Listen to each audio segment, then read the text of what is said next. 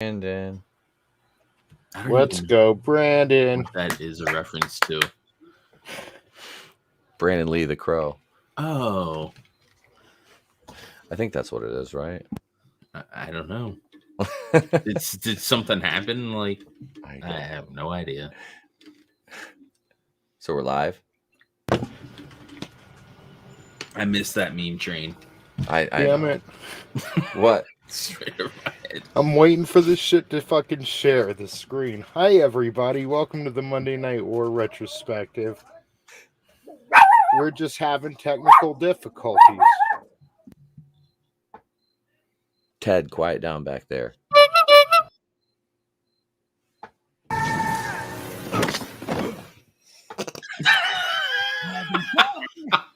For 30 minutes.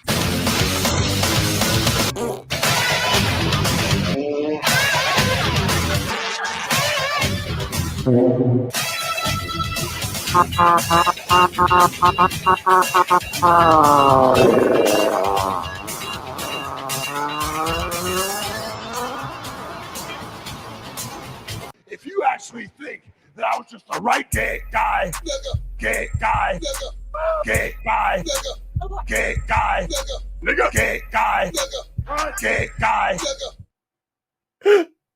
What's up, everybody? It's the world's wokest warrior, primitive-sided, toxic fanboy, aligned with the like-minded. Tony Tone Deaf, rocking with you. I want to welcome one and all to the Clown World Review. We are back. It is the Monday Night War retrospective. Weeks 11, weeks 12. Things are really heating up. They're still trading back and forth every other week. Some weeks you got Nitro winning the ratings war. Some weeks you've got Raw winning the ratings war. But we're coming up soon to that mid-1996 point, around the time of the NWO, where Nitro just takes off. They get an 85-week winning streak. So we're getting there. Things are a little slow on the WWF side, but always exciting on Nitro. Before we jump into it, let me introduce you to a couple of my co-hosts here. First, we got the man with the plan from the Place to Be Reviews, Etep Wokuian. How you doing, brother? I'm good, man. I'm Etep Wokuian at the Place to Be Reviews, right here with all of yous, even those Orthodox Jews and Ted Turner twos. Hey, what's up, everybody? Thank you, Tony, for having me on. Looking forward to talking about Nitro and Raw. Well, Raw has been Raw. You get a few bright spots here and there, but it's mostly overshadowed by jobbers and jeans, which is a hard pill to swallow when you hate watching people wrestle in fucking jeans, unless their name is like Bruiser Brody or something. I don't know. I used to wrestle in jeans.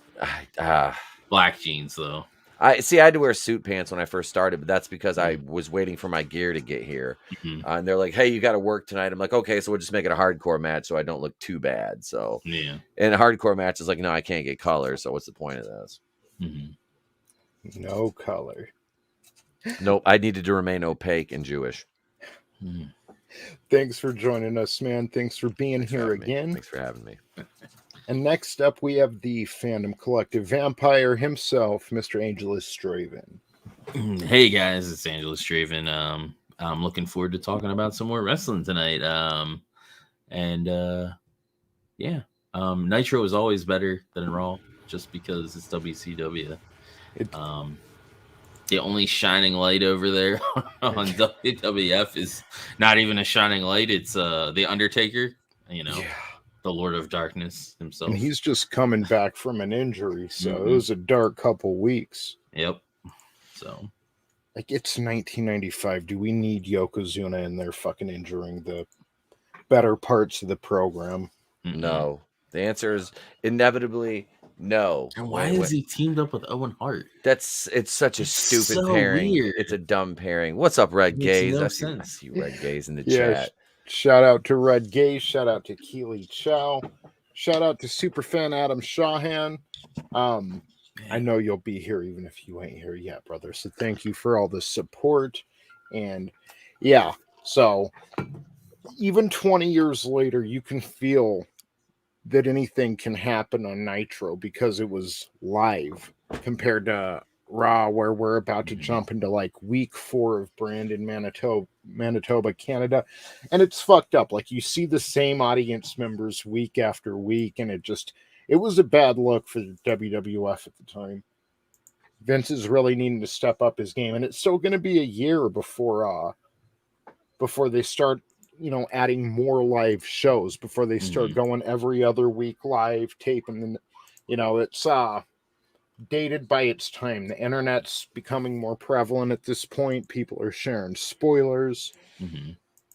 And, even now it shows. Maybe it's because we know what was happening looking back, but Nitro's just all out the better program right now. It's hard to deny that. It really is. What was up with that Nash and Bret Hart freaking, like, they did like a promo asking why they both think they deserve the title or something. Like, it was just so weird. They kept hyping it up like for a couple weeks as a face-to-face with Diesel and Bret Hart, and then you get to it and they're sitting backstage in separate locker rooms. It wasn't what I would describe as fit. I was thinking, good, we're finally going to get a good in-ring promo.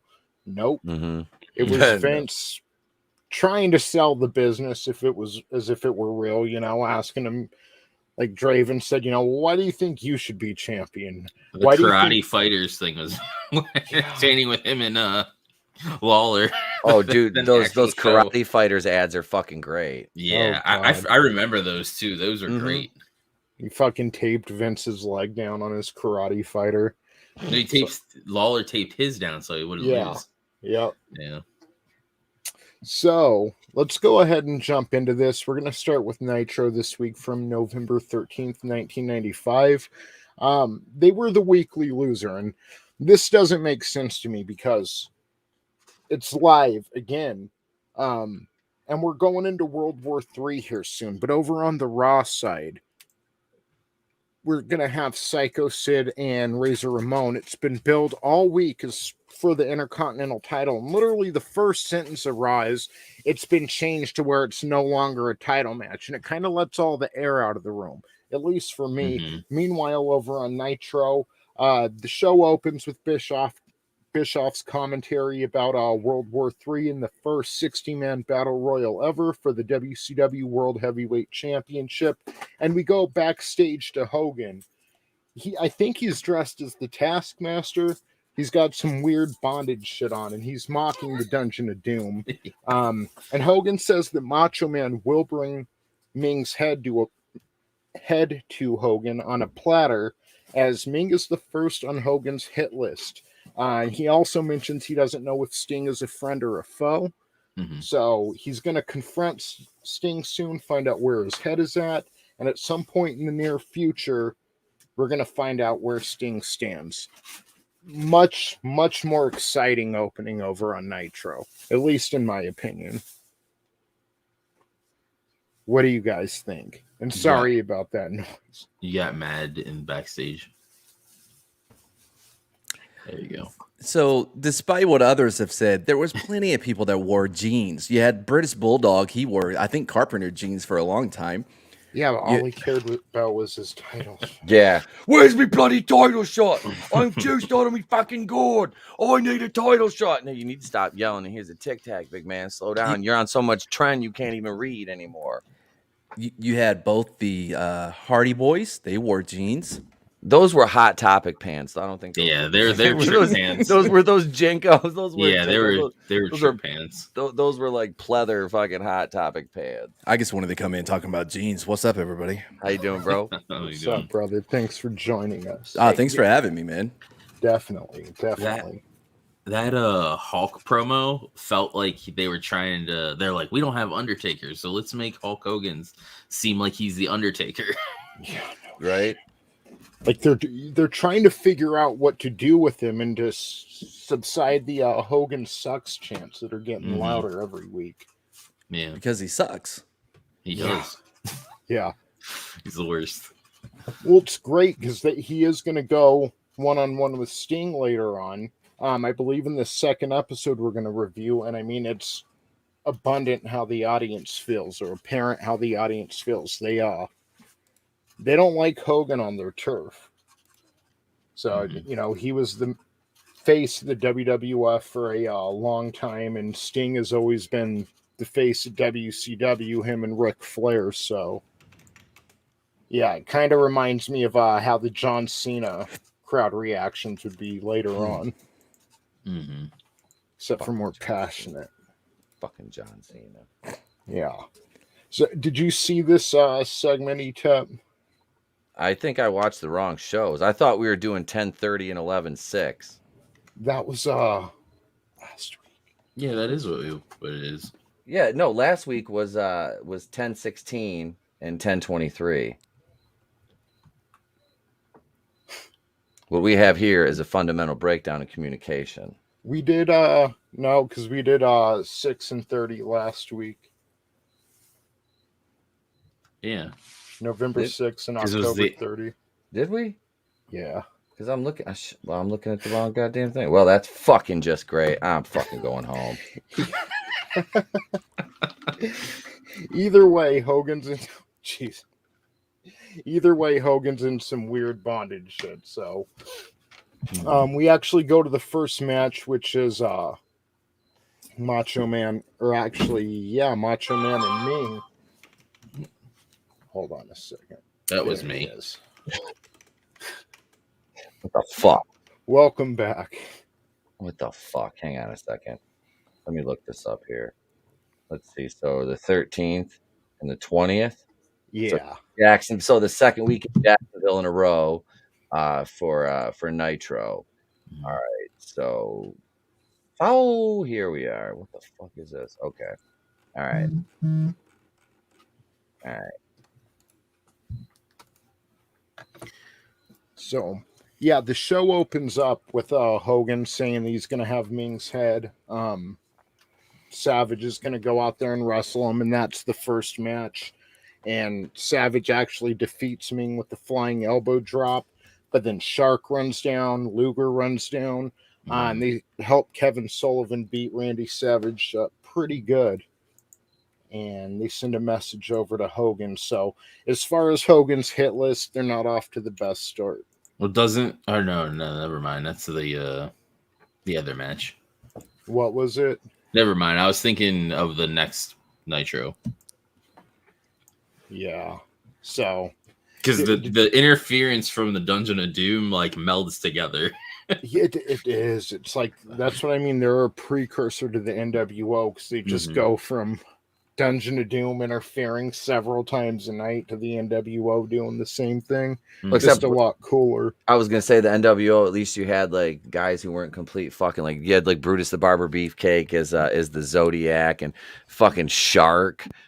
Ming was like the only one of them that's like respect. I mean, Kevin Sullivan used to be like a worker, but by this point he was just like, hey, I'm gonna book Chris Benoit into like fucking my wife, and the rest is history. It was just kind of like this whole vendetta against Hogan and Hulkamania, and then you have the Yeti,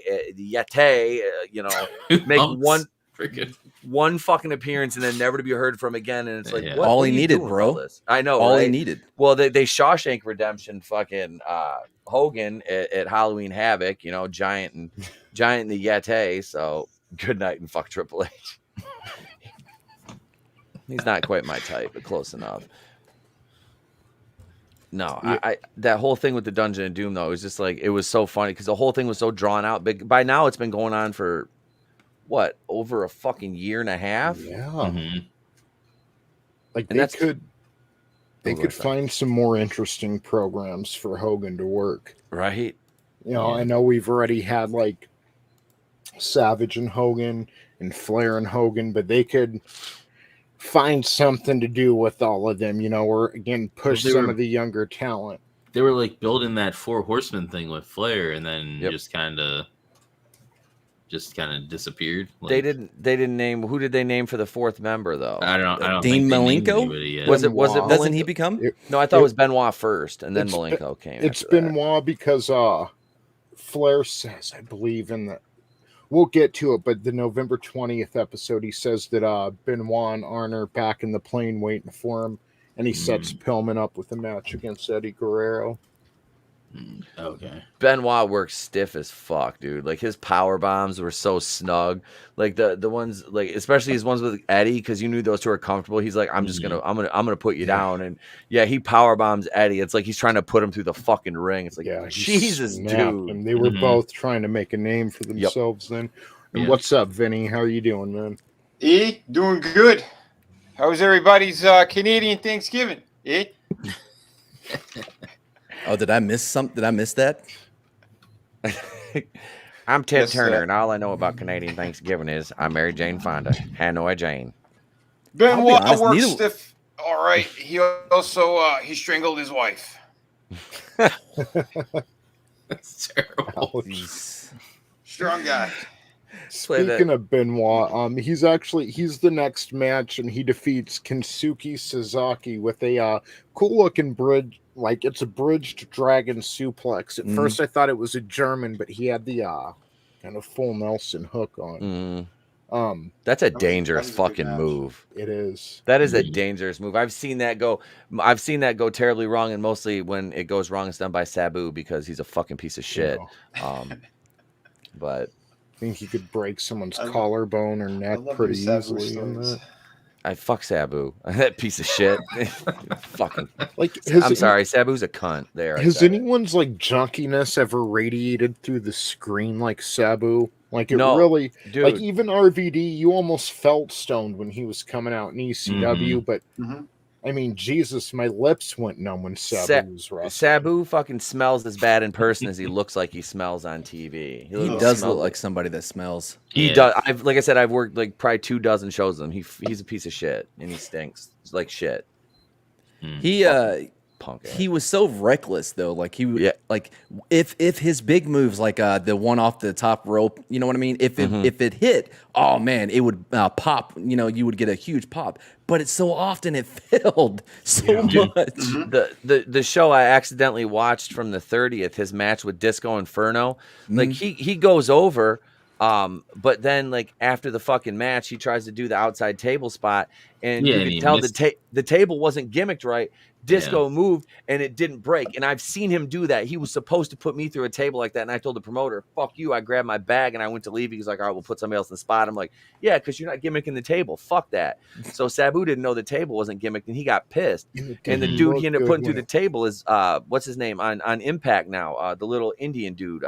He used to work as Hakeem Zayn or Mad Dragon on when he was on the Indies. But he's like Ranjin Singh or some shit now.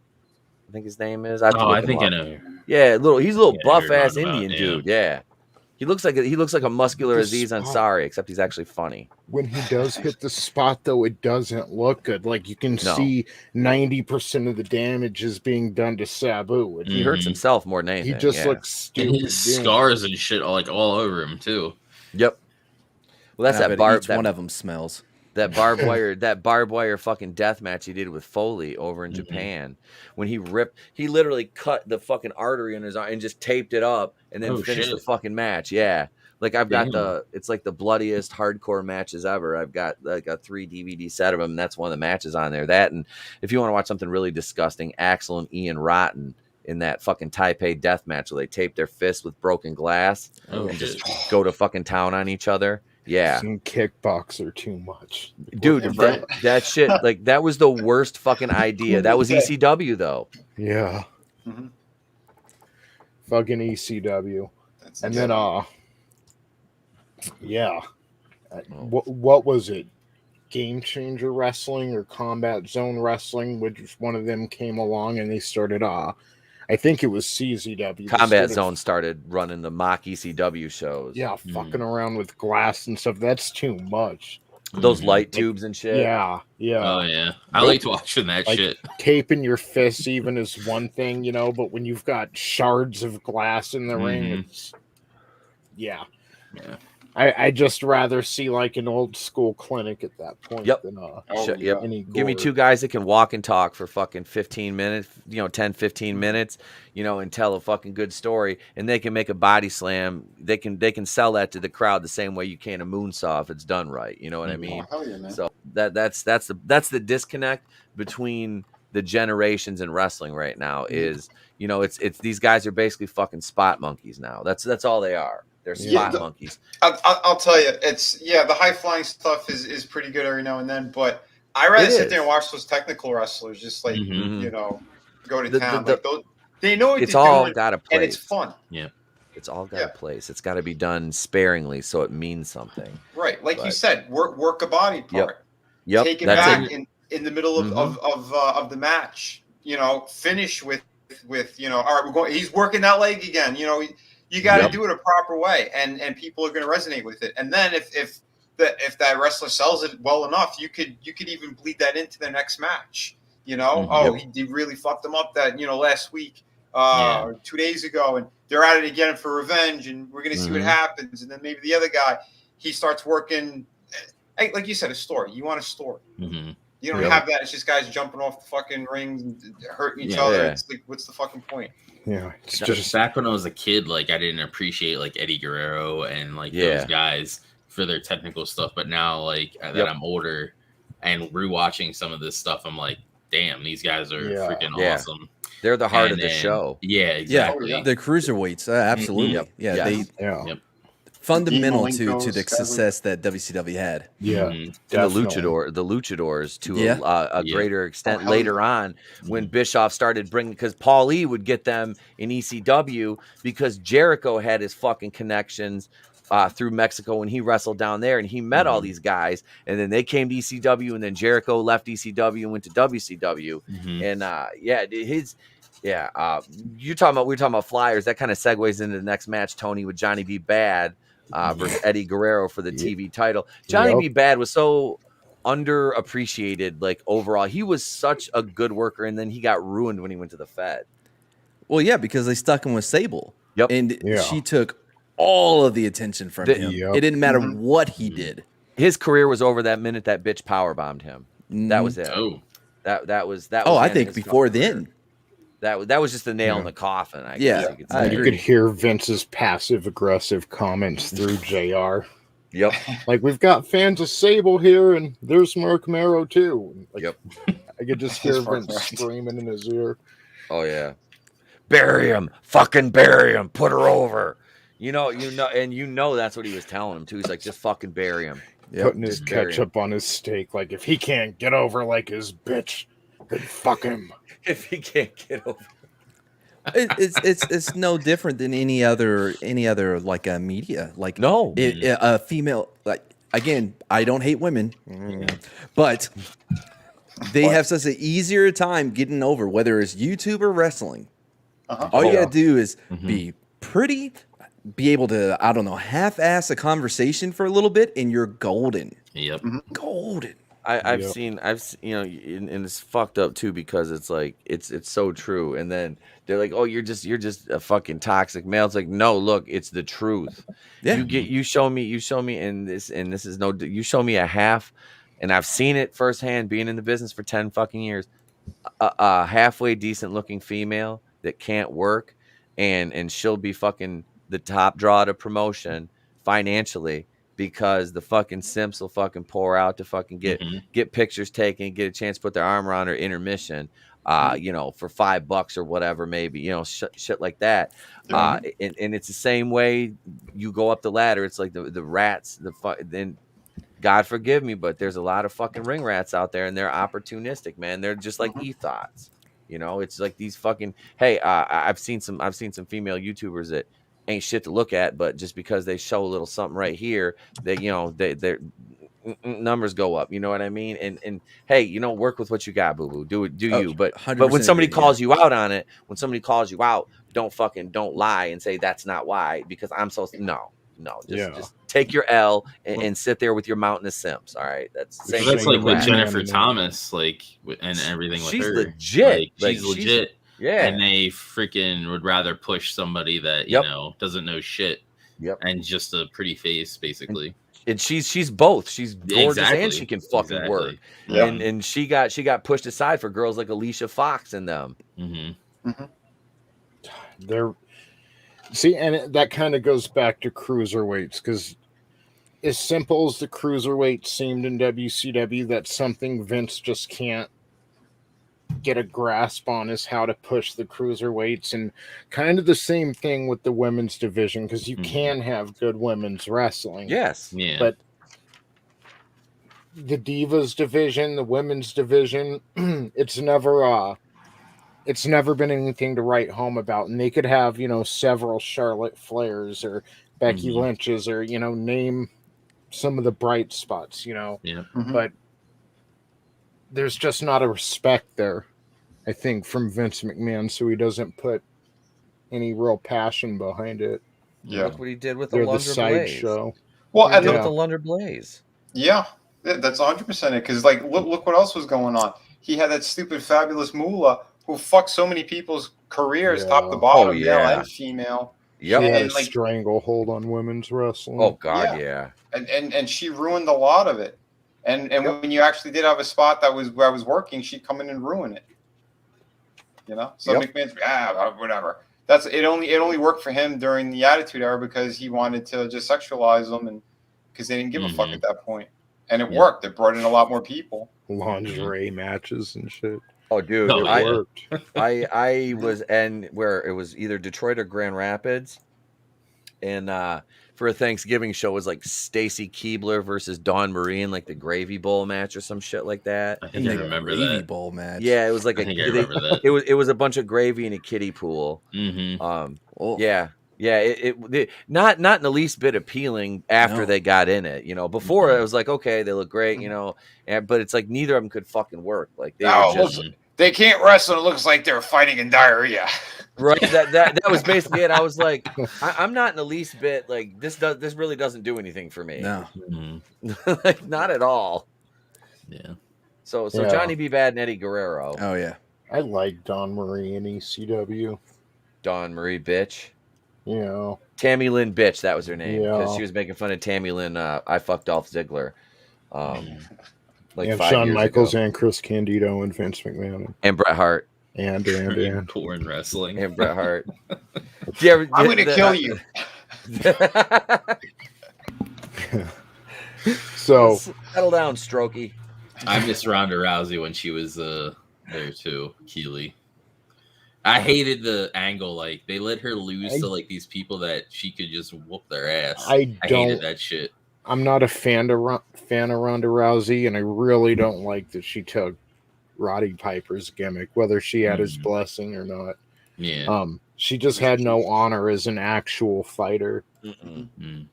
So she would kind of thumb her nose up at, opponents who were showing her respect. So when Holly Holm kicked her head in, I was pretty happy. I really enjoyed seeing that. I'm not going to lie. And it's like, and then the thing is, she doesn't like, okay, well, I'm going to get up and come back better than before. She goes into kind of the victim mentality and makes the talk show round saying that she was feeling suicidal and just it's not a very inspiring story, I guess. Dude, I called her losing against Holly Holm because everybody was like, no, I was like, no, dude, like there's something. If you go back and you watch like the press conference and the weigh-ins, she had that look in her eye of defeat. Like she did not have that look of, I don't know, the eye of the tiger. I guess we can call it that. She didn't have, I don't know if you've ever heard this before. Maybe I just made it up. The eye of the tiger, right? You're a genius. I like it. Somebody should make a song about that. Point like a tiger. I should call Survivor. I bet they could do wonders with that. They might be able to make a song out of that. You should. It's not woke enough. But for real though, I was like, oh, she's getting her ass whooped because like she just didn't have it. She didn't have that look. Yeah. And Holly Holm she got can comfortable. Fight. She was a puncher. She was more of a boxer, and Rousey couldn't fight on her feet at that point. She was beaten. She beat Misha Tate, who Misha Holler girl. I don't care how many times she gets punched in the face. That woman's fucking gorgeous. Misha Tate, Kat Zingano. I mean, she ran through the fucking women's division, but Holm was like there. Like if Holm can keep her on her feet, and Ronda tried to go for that armbar, and she fucking shook. I remember because I watched that shit. She shook that armbar off, and it was like, oh shit, like she might be in trouble. That still frame of her getting kicked in the face, she looked like Sloth from the fucking Goonies, and that for that split second in history, like that freeze frame was like she was just like, "Can you guys?" Or the Facebook whistleblower. She looked just like her. you know, and this is like some shoot shit. Like she ended up kind of getting turned heel by the fans when Becky Lynch started getting over, and but she holds beef with the fans. It's one reason she's not really around anymore. She dislikes the audience for booing her when she was trying to play hero, which that's I don't want to to work. Yeah. Like take that heat, own it. Yeah, be a heel. Real quick before we move off Eddie Guerrero, how great was his frog splash? One of the best. Yeah. It was fucking perfect. He had one of the best. Him and Van Damme, dude. They had like back and forth, like just the elevation they got off that move. It's especially impressive. RVD. But don't sleep on D'Lo.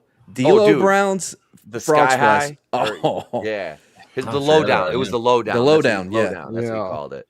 Yeah, his man, and he was a big It had dude. power. Yeah, D'Lo was like 240. Like he was easy a big dude. So yeah, he was bringing the fucking heat with that. But yeah, man, that move, it looks so pretty when it's done right. When Draven was talking about being younger and not really appreciating the moves, like I liked Eddie Guerrero. Okay, you know, he was a mid-carder and whatever. And then the first Nitro I went to, like I found myself on my feet. Like I didn't even mean to, but when he went up there for that frog splash, it was so exciting to see in person. And I mean, he was a good performer, and just being live exemplified that. Yep. But yeah, that was just that's a memory I have. I have a lot of, you know, memories from being at live shows, but that's one of my favorites. Was the first time I saw Eddie wrestle live. I got to see Benoit in WCW and in WWE. Oh wow, I seen Benoit too. It was cool seeing the evolution of his career, coming from, you know, the old days of Benoit to you know, what he was before he murdered his family. Or Kevin Sullivan framed him for murdering. I don't know. He really lost his skill after he murdered his family. You know, after he murdered his family, hung himself. He could not quite deliver the. There's no coming back from that, eh? No.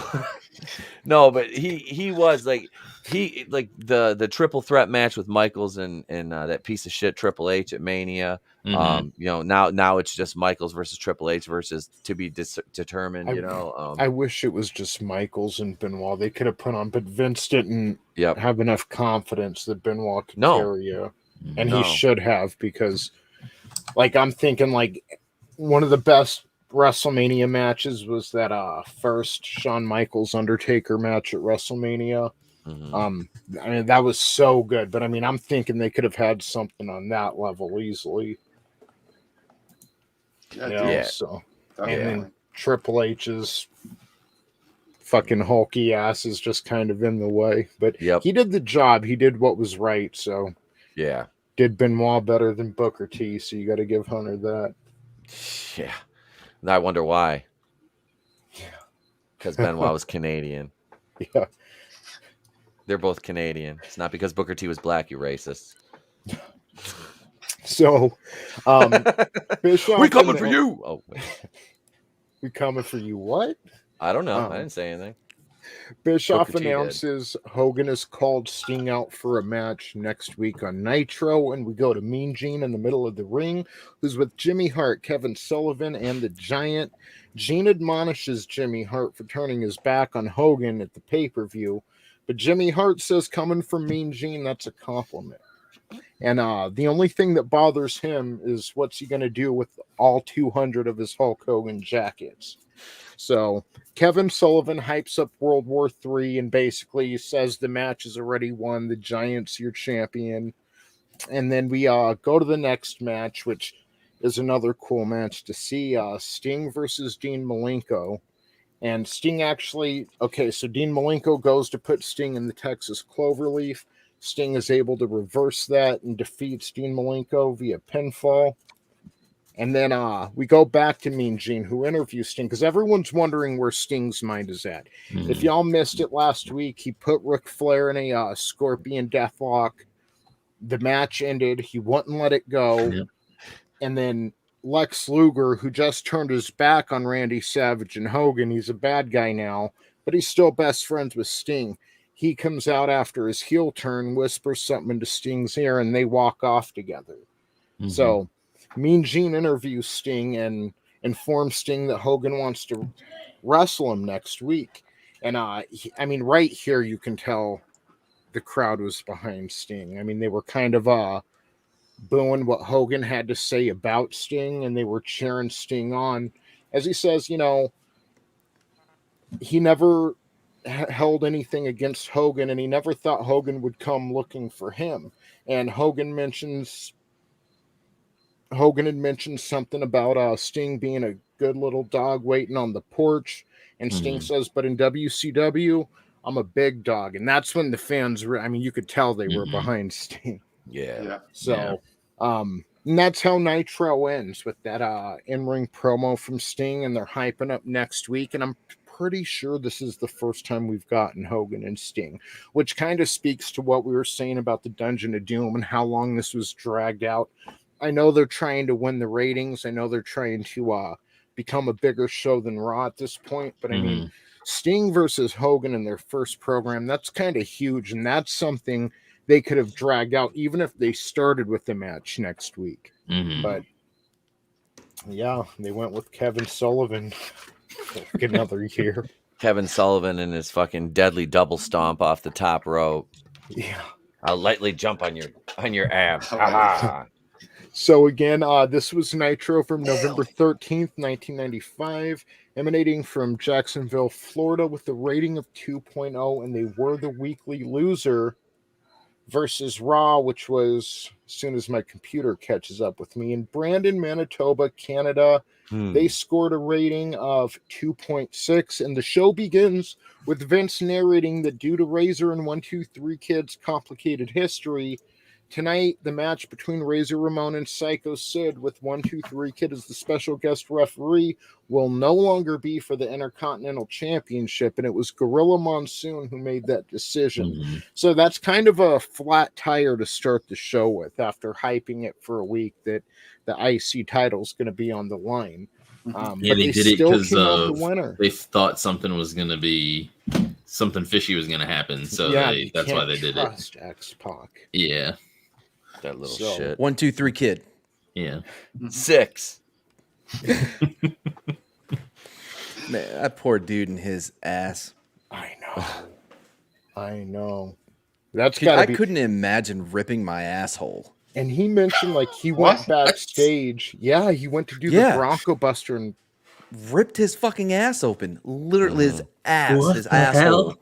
Y'all didn't know this? No. He did it like twice. Yeah, I even made a mention. I vaguely remember this conversation. My cousin was telling me, but I didn't believe him. I was working. And he's got a delicate sphincter. Yeah, his sphincter fucking ripped. Wow. I think he learned after the first time. There's footage of it when it happened. Yeah, I'm looking it up right now. Yeah, I think he's like, "Oh, I ripped my asshole." I think he says, "Oh, I ripped my asshole."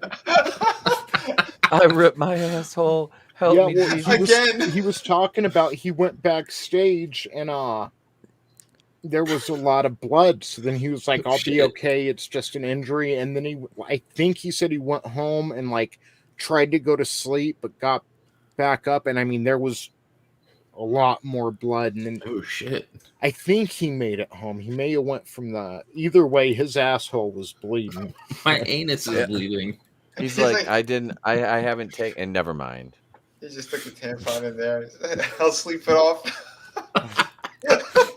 just give me a Z-Pack. I'm good. Damn, settle down, CM Punk.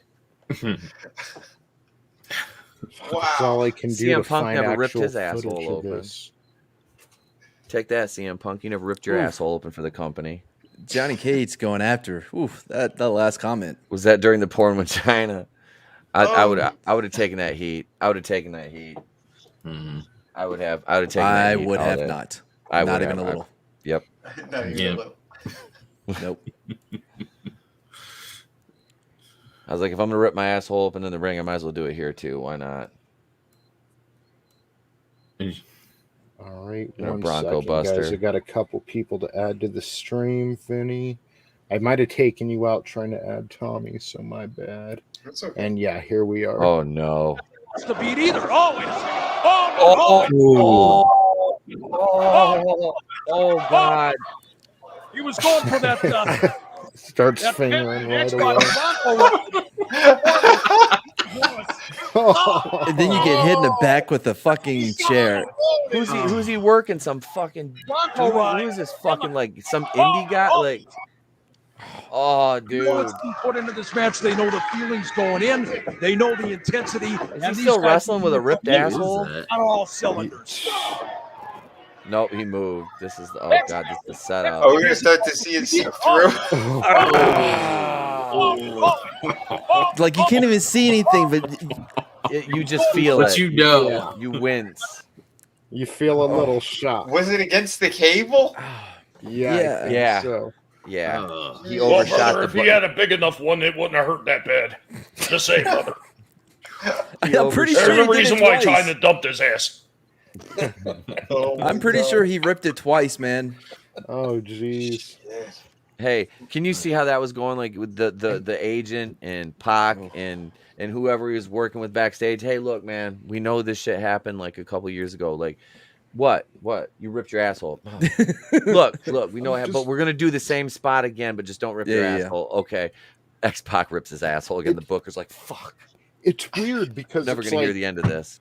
That's a gruesome injury. That may not be like Yeah. the most, but that's a pretty gruesome injury for a move that seems like would be one of the safer moves to do in the ring. You know, It's a shit move. You get your asshole ripped on a shit move that you didn't even land. Come on. That'd be like The Rock splitting his taint on the people's elbow or something. How does that happen? He dislocates his elbow. Oh, the people's elbow. He goes to hit the rock bottom, just knocks himself out on the fucking ring. Well, Another- brother, what you didn't know is when the Rock had his match with me, brother, he actually sprained his strudel. It's true. It'll all be in the book.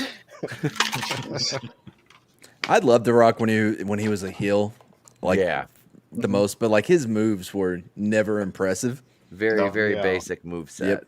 I like the rock bottom. He knew how to sell. He just he could sell. Yeah, he sold the people's elbow. Yep. Yeah. He was a good enough like talker and big enough personality, even you know, leading the nation and fighting with Farouk and stuff, that he could take care of his body. He didn't have to go all out like you know, Jeff Hardy might have to. So yeah, those were good days, man. Like, oh man, we were just talking about the Deadly Game tournament for Survivor Series '98, where Rock first won the title. Okay. And it was like he was a heel, and he was a heel going into SummerSlam '98. He lost the IC title to Triple H In the ladder match, wasn't it? Yes, yeah. And then and that was such a good time.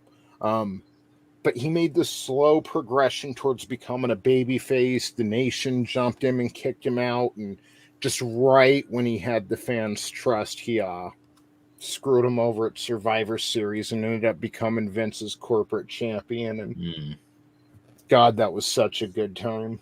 Yep.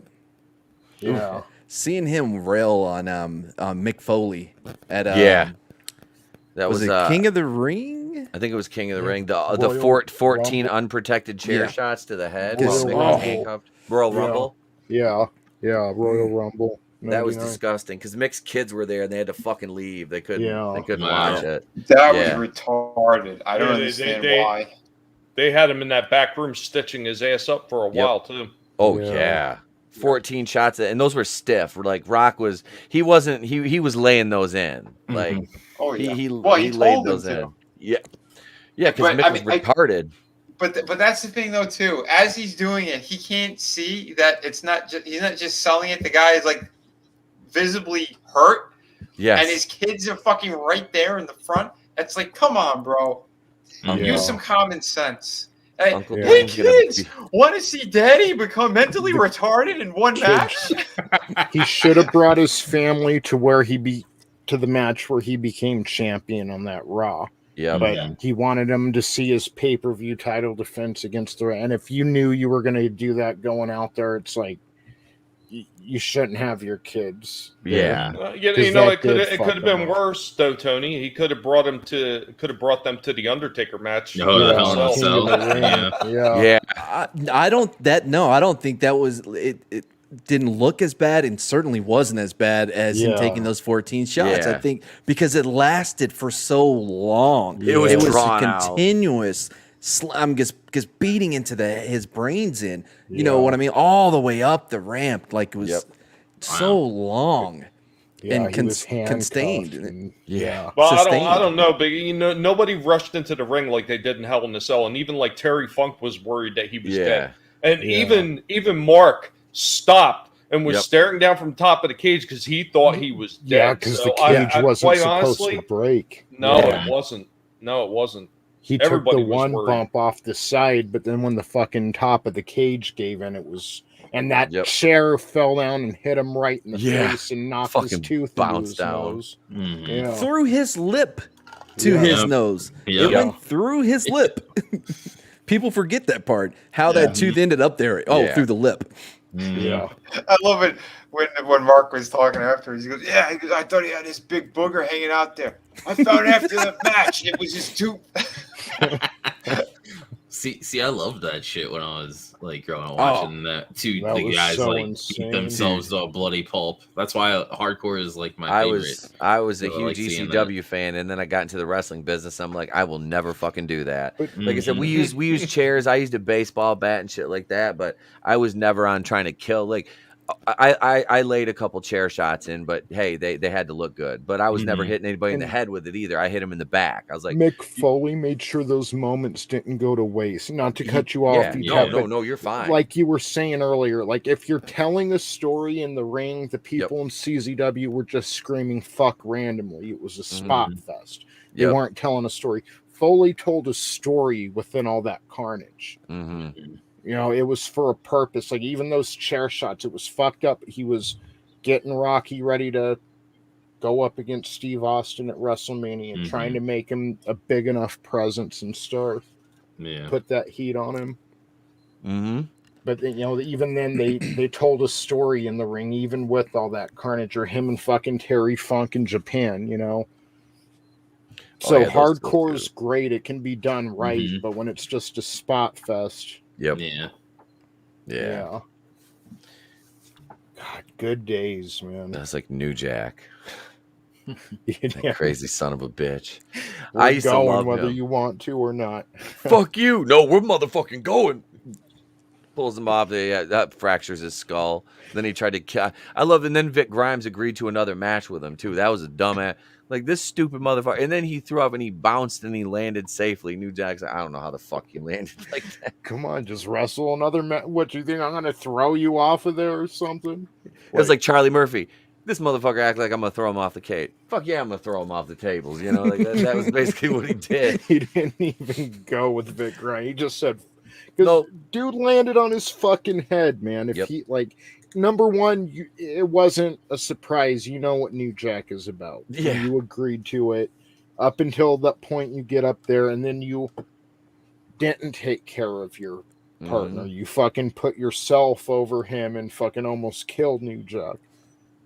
So that second time around, New Jack, he's like, just threw him off. I mean, that could have been attempted murder. Like, that was fucked up. Well, let's be honest. I don't know what was closer to attempted murder. What he did to Vic Grimes or what he did to Gypsy Joe's old ass when he wrestled him in that gym in Alabama. Yes. That dude was 97 years old. he kept calling. He was dropping. The crowd was dropping an N-bomb on New Jack, and New Jack just kept beating the fuck out of him with that chair. And Gypsy Joe kept saying "fuck you," and New Jack just hit him again. "Fuck you," hit him again, and they were stiff. Like I was like, Jesus Christ, this old man just won't fucking die. Yeah, tough motherfucker. He was like one of the zombies from fucking never mind.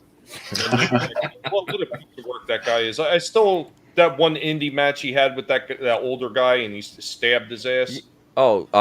Jesus. The fork to the head. Well, he like pulled out a knife, stabbed him like a pocket knife or something. Are you talking about the mass transit where the kid almost bled to death? No, this was a different one. Another one? Oh, okay. Yeah, there's another idiot where he got arrested. He stabbed him with a fork, right? No, it wasn't a fork. It was like a pocket. It was like a pocket knife about or something. a knife. Yeah. Okay. I remember something about a knife.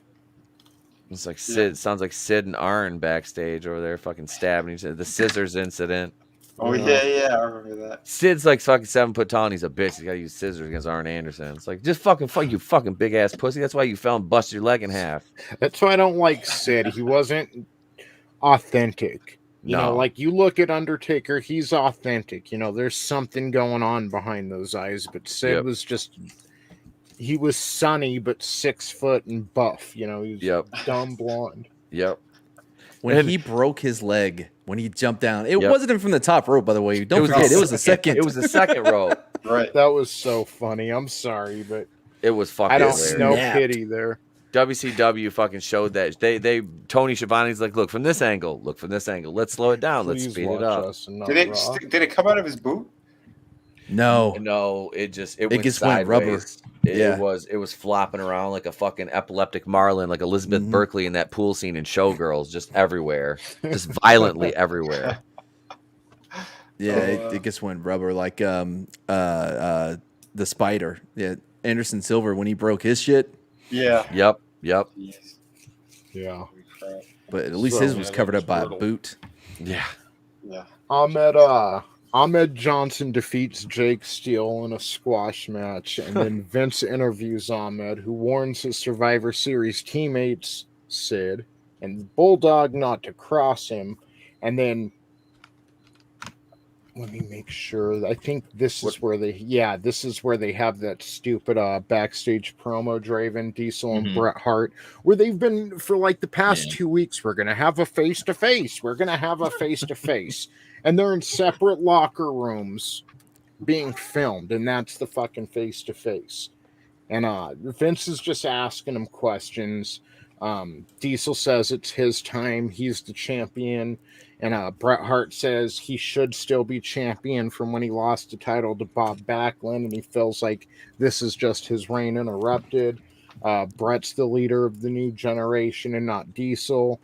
Diesel says he'll go with his strength, his power, and leverage, and he'll end the match as soon as possible. But Bret said that's where he shines, is at that 20-minute mark when the big guys are running out of steam.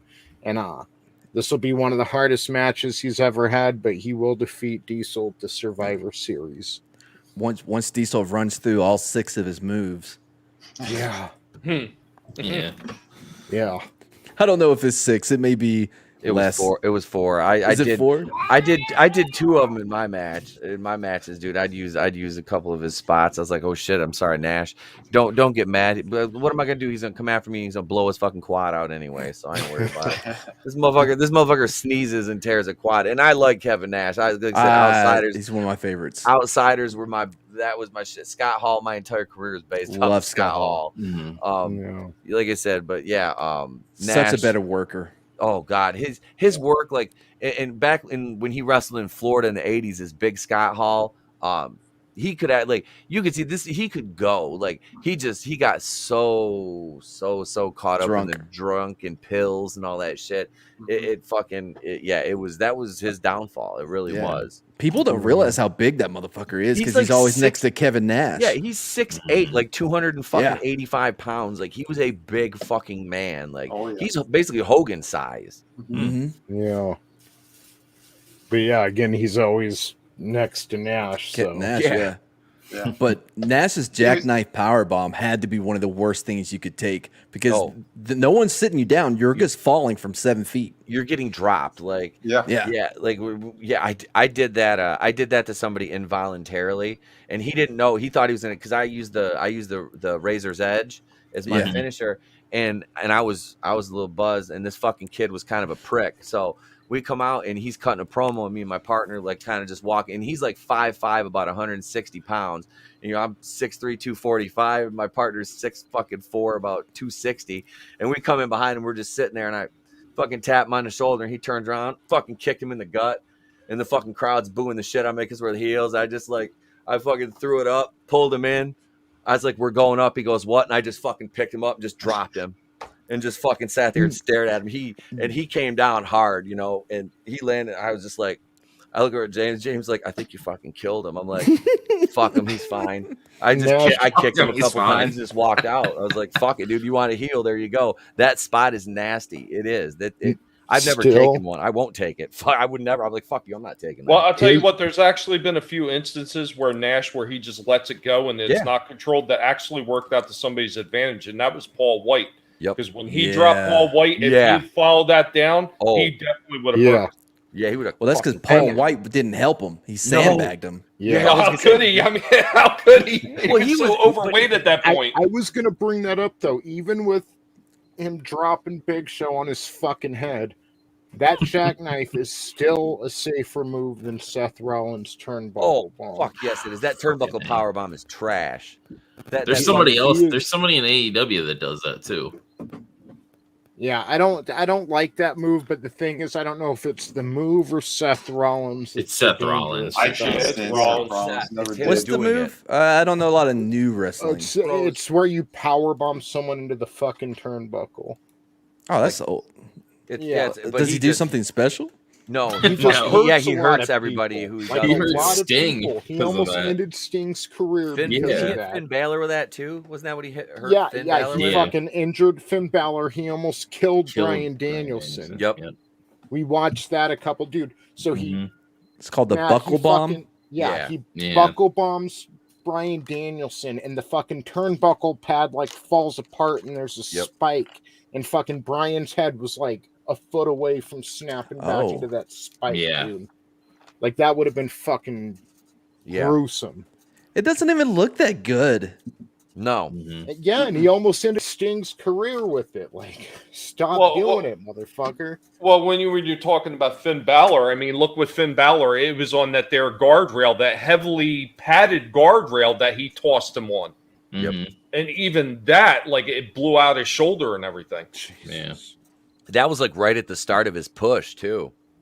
Like when Balor, it was during their championship match. Yeah, didn't Finn Balor win, and then he had Balor won, and then they had to strip it. Yep. Yeah, that was the universal. That was a universal title. I think he was the first universal champion, and had it for a day and had to forfeit it. Yeah. Yep. Yeah, I'm sorry, Seth Rollins is a piece of shit. There's something about him. He's fucking garbage. Total dickbag. So you had Ahmed Johnson. What about King Mabel with Sir Mo? Waste of size versus Roy Raymond. Ahmed, did you see those promos that Ahmed Johnson talking about honesty and shit like that? Did you see those, Tony? You know what I'm talking about? Yeah. He never fit with the nation, by the way. He always stood out. No, he not wasn't in a good way like The Rock. No. Yeah. No. Yeah. Well, he stood out more than Owen Hart. Enough is enough, and it's time for a change. Little white boy. I know it's really hard to be the guy that like you don't seem like you belong here, and you're standing next to a white guy in the group, the Nation. Like that takes some. Owen Hart. That nation was very inclusive. Hey, but like I said, more black. That gimmick, Vince McMahon stole that fucking gimmick from Jamie Dundee and Bill Dundee at USWA.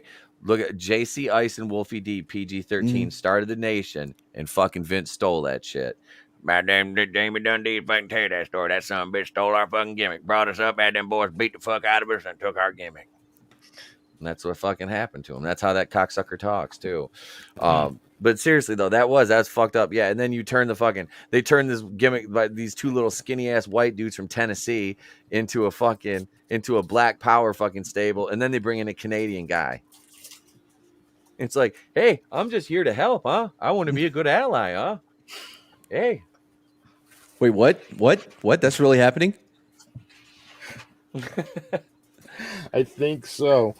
Dude, if you got a hernia from watching Hogan and Andre, Frankie knows, then it's a good thing you just missed X-Pac ripping his asshole open. Because I don't know what I got from that. But well, what's his name picked up Yokozuna on, what was it, last time? Ahmed Johnson, body slammed him. Yep.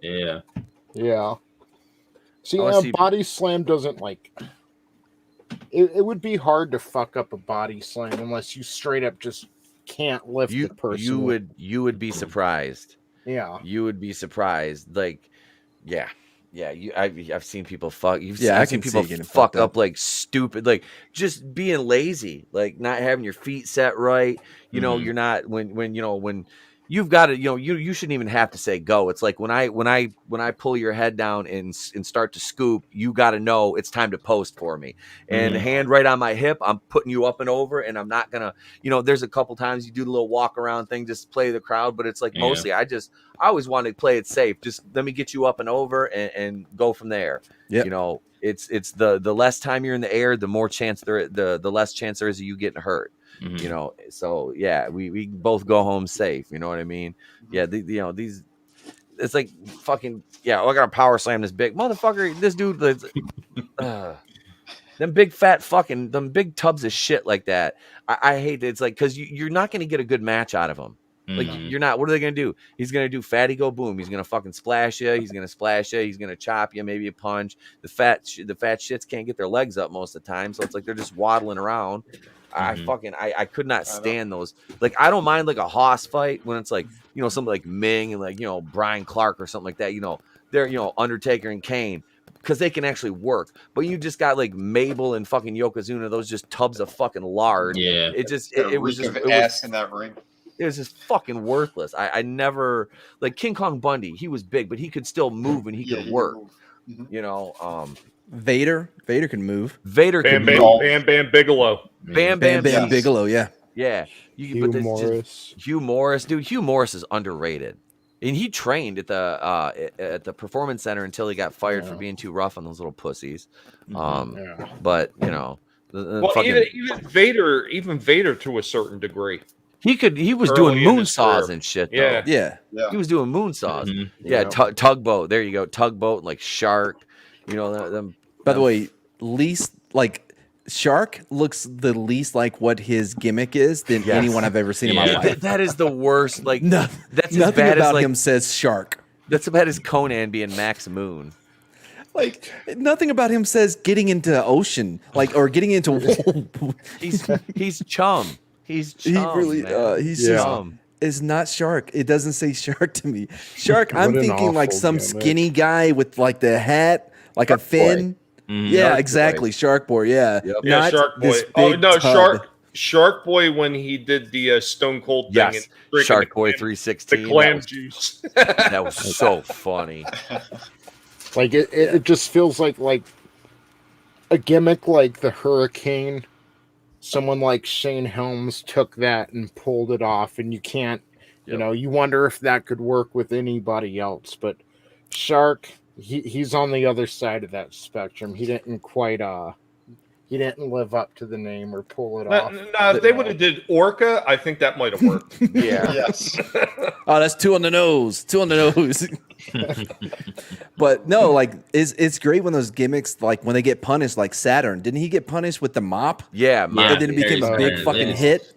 He beat the shit out of that jobber, Mike Bell, and fucking dropped him on his head on purpose. He was all juiced out of his mind. They're like, "Yeah, you're dating a mop now, bud," and it got him over. Yeah, that backfired. Like in Pepe with Chavo Guerrero. Don't take more, Pepe. Yep. Yeah. Oh yeah. In Spanish class, my Spanish name was Pepe because of that. Hola, mi amo Pepe. ¿Cómo está? That's all I knew. Like, why'd you quit fucking doing it, Chavo? That shit was fire, man. Then he went to Kerwin White, because if it ain't all white, it ain't all right. Somebody's gonna soundbite that. Shit. So, yeah, King Mabel defeated Roy Raymond in another squash. And then we get another fake Bill Clinton segment saying he'll be at the Survivor Series. And then we go into the main event. Razor Ramon was supposed to be defending the Intercontinental Championship against Psycho Sid with 1-2-3 Kid as the special referee. But Gorilla Monsoon changed that. It's now a non-title match, and it's a good thing he didn't trust 1-2-3 Kid, because after a pretty long match, not a bad match for TV at all, Razor actually got set up for the Razor's Edge, and then 1-2-3 Kid sneaks around behind Razor and pulls Sid down. Sid ends up getting the power bomb on Razor and making the pinfall, and 1-2-3 Kid is officially turned heel and joined Jim Cornette's little stable he's got going on with Yokozuna, Owen, Sid.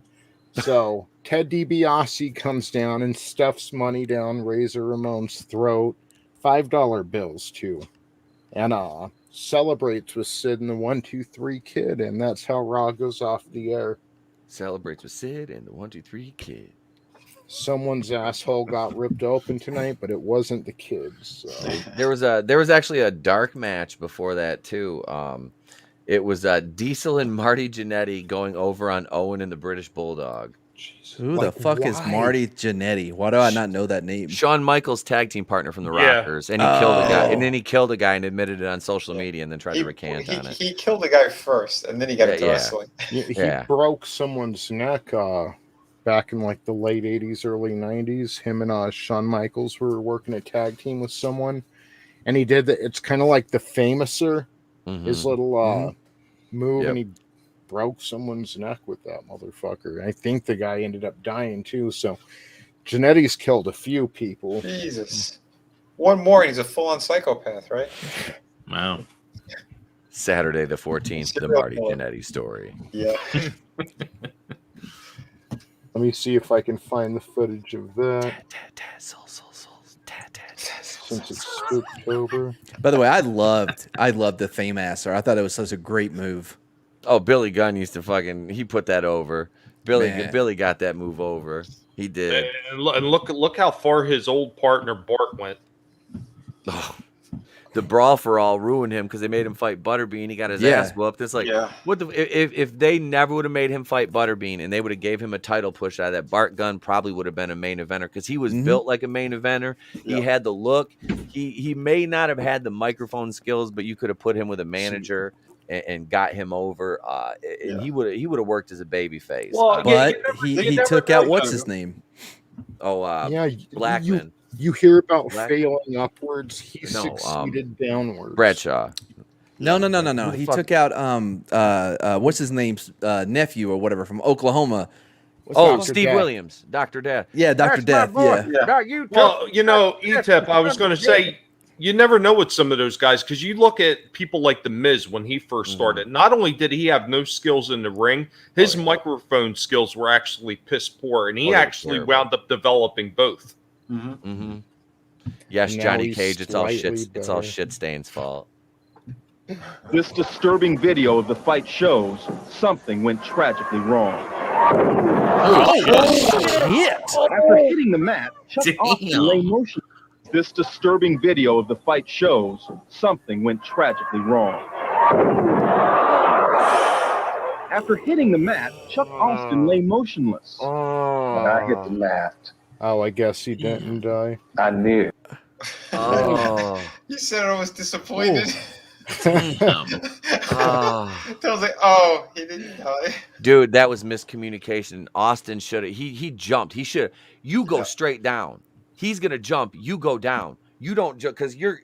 It was kind of. I don't know. It kind of looked like Jannetty gave a little bit extra in that though. I saw two things. Yeah, I saw both. Yeah, I don't. It looked like Austin tried to go up and then like overcome. I don't know. It was holding bad. that arm makes it even worse. Like that's Billy never did that. Billy never did the arm because I feel like that is definitely a worse way of doing that. Another angle. Yeah. Yeah, I believe that's the only neck he broke with that move. So either he started being safer or that dude messed up, but either way, and what a move for that to happen too. It's not even like it's a power bomb or a pile driver, but we're back to moves that seem relatively safe, and you end up getting fucked up. Kids, don't try this at home. Didn't they also have a big stink about people doing the DDT at one point too? Yep, I think so. Best DDT, go. Jake the Snake. Man, that's just because it's iconic. Raven, the even flow. Thank you. I was about to say the same. That's my same one. Yeah, the even flow. Yep. Gangrel tried to do a version of the even flow. Yeah. Didn't work. Talk about somebody that should have never talked on the mic. As soon as he's like, "Well, hi, I'm Gangrel," fucking just boom. Why do I picture Angelous doing that? Hi guys.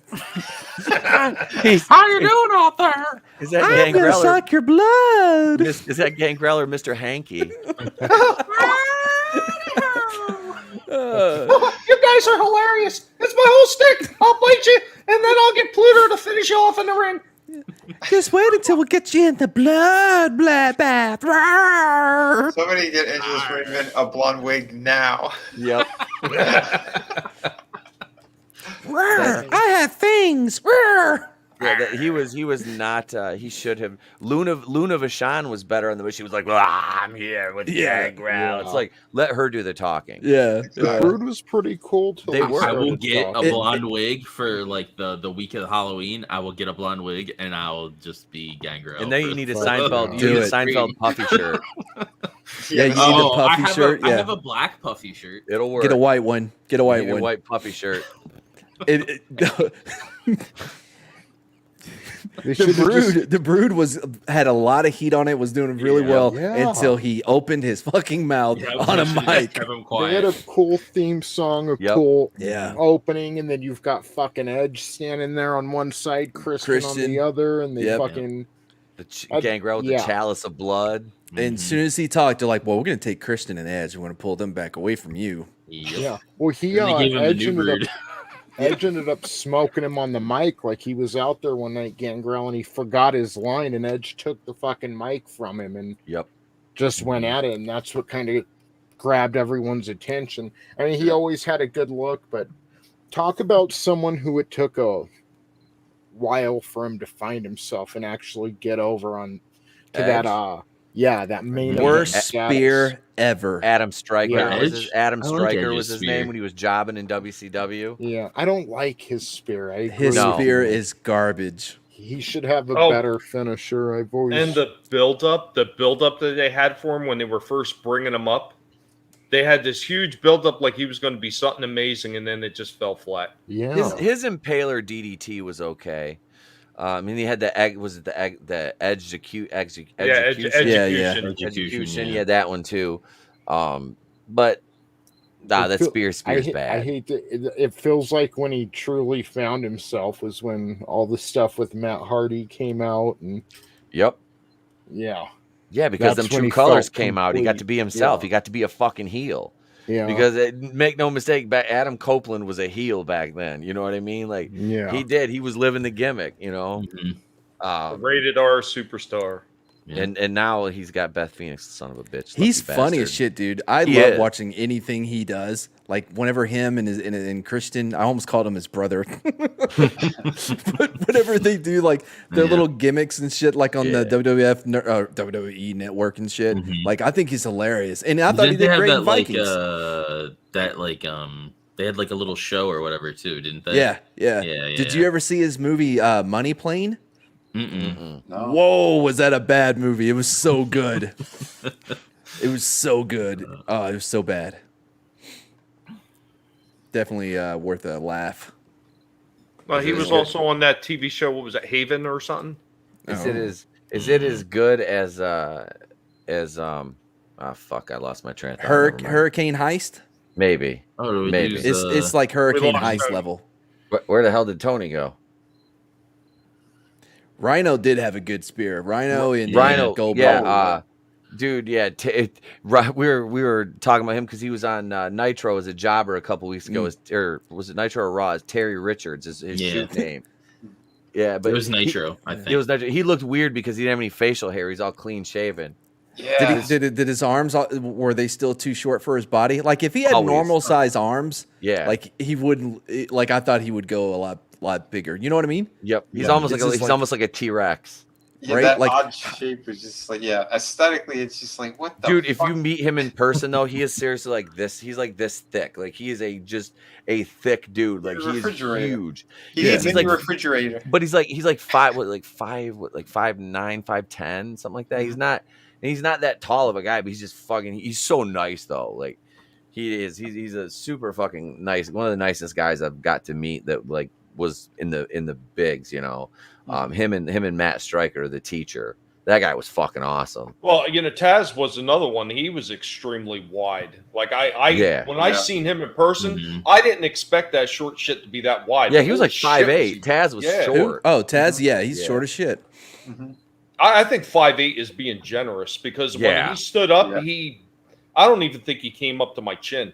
By the way, how did nobody ever name Rhino T-Rex at any point in his? That seems like that would have been an early '90s WWF gimmick. He would have got but he could have pulled it off because going Al Snow as Avatar. All right, Tony will be back shortly. Was in the back going, yeah, T-Rex. All right, hang on a second. What about a gator? Gator paws.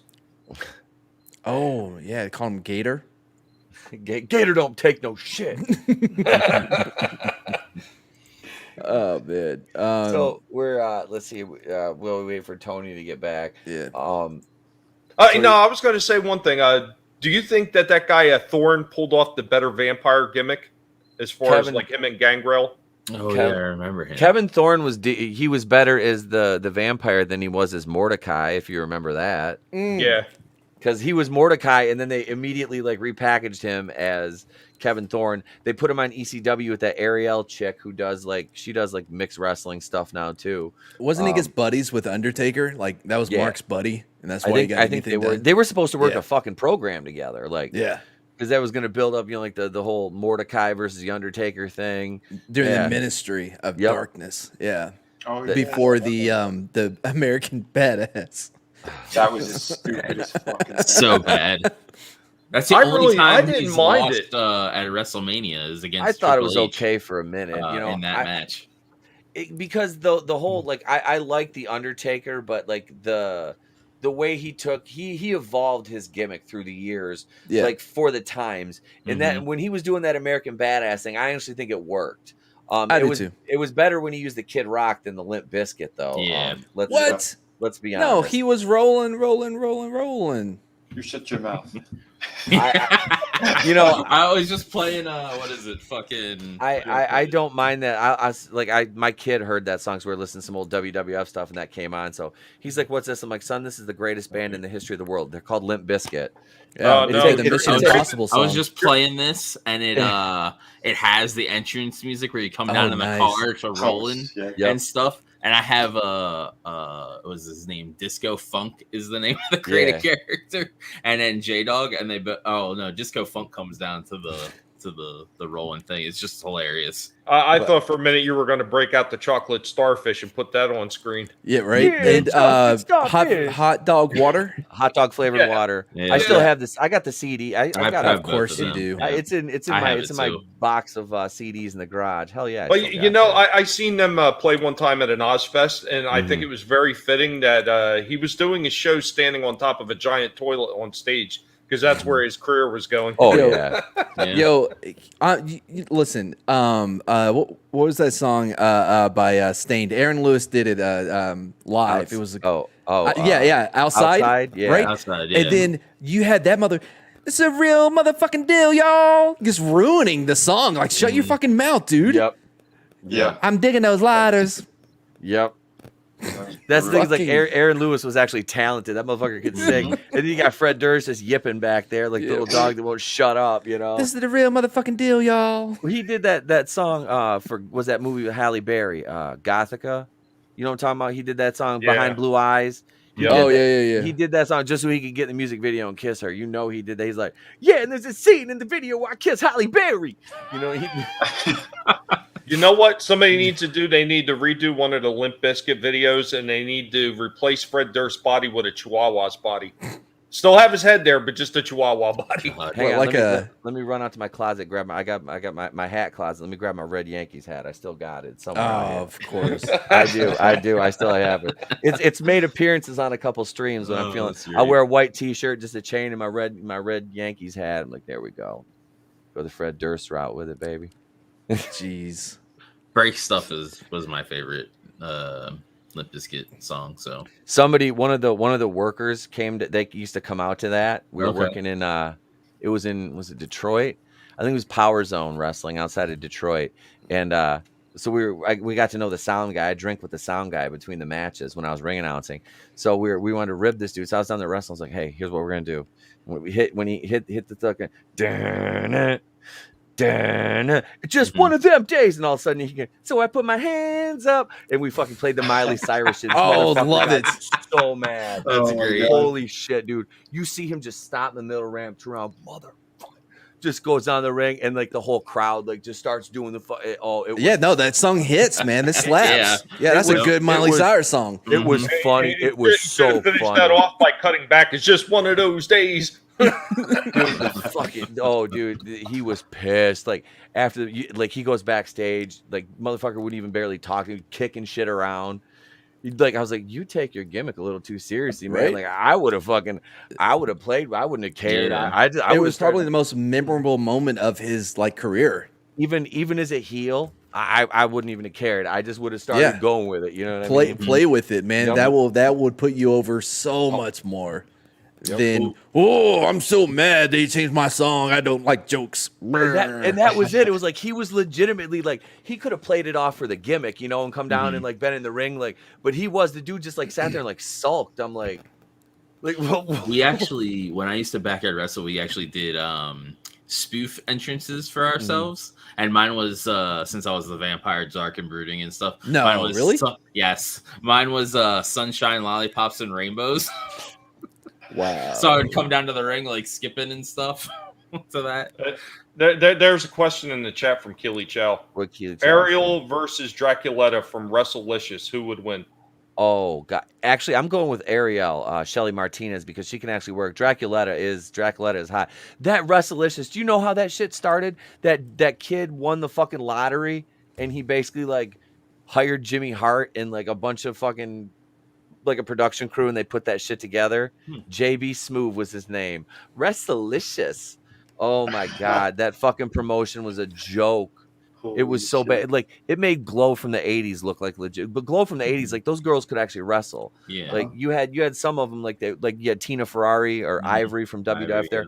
Who was it? Lisa Moretti was such an underrated worker for her time. She had some great matches. She used to be hot too, honestly. Yeah. Oh yeah. She still looks good actually. Yeah, she don't look bad. She's held up better than I feel bad because what's her name? Lisa Marie Verone. Victoria fell apart kind of.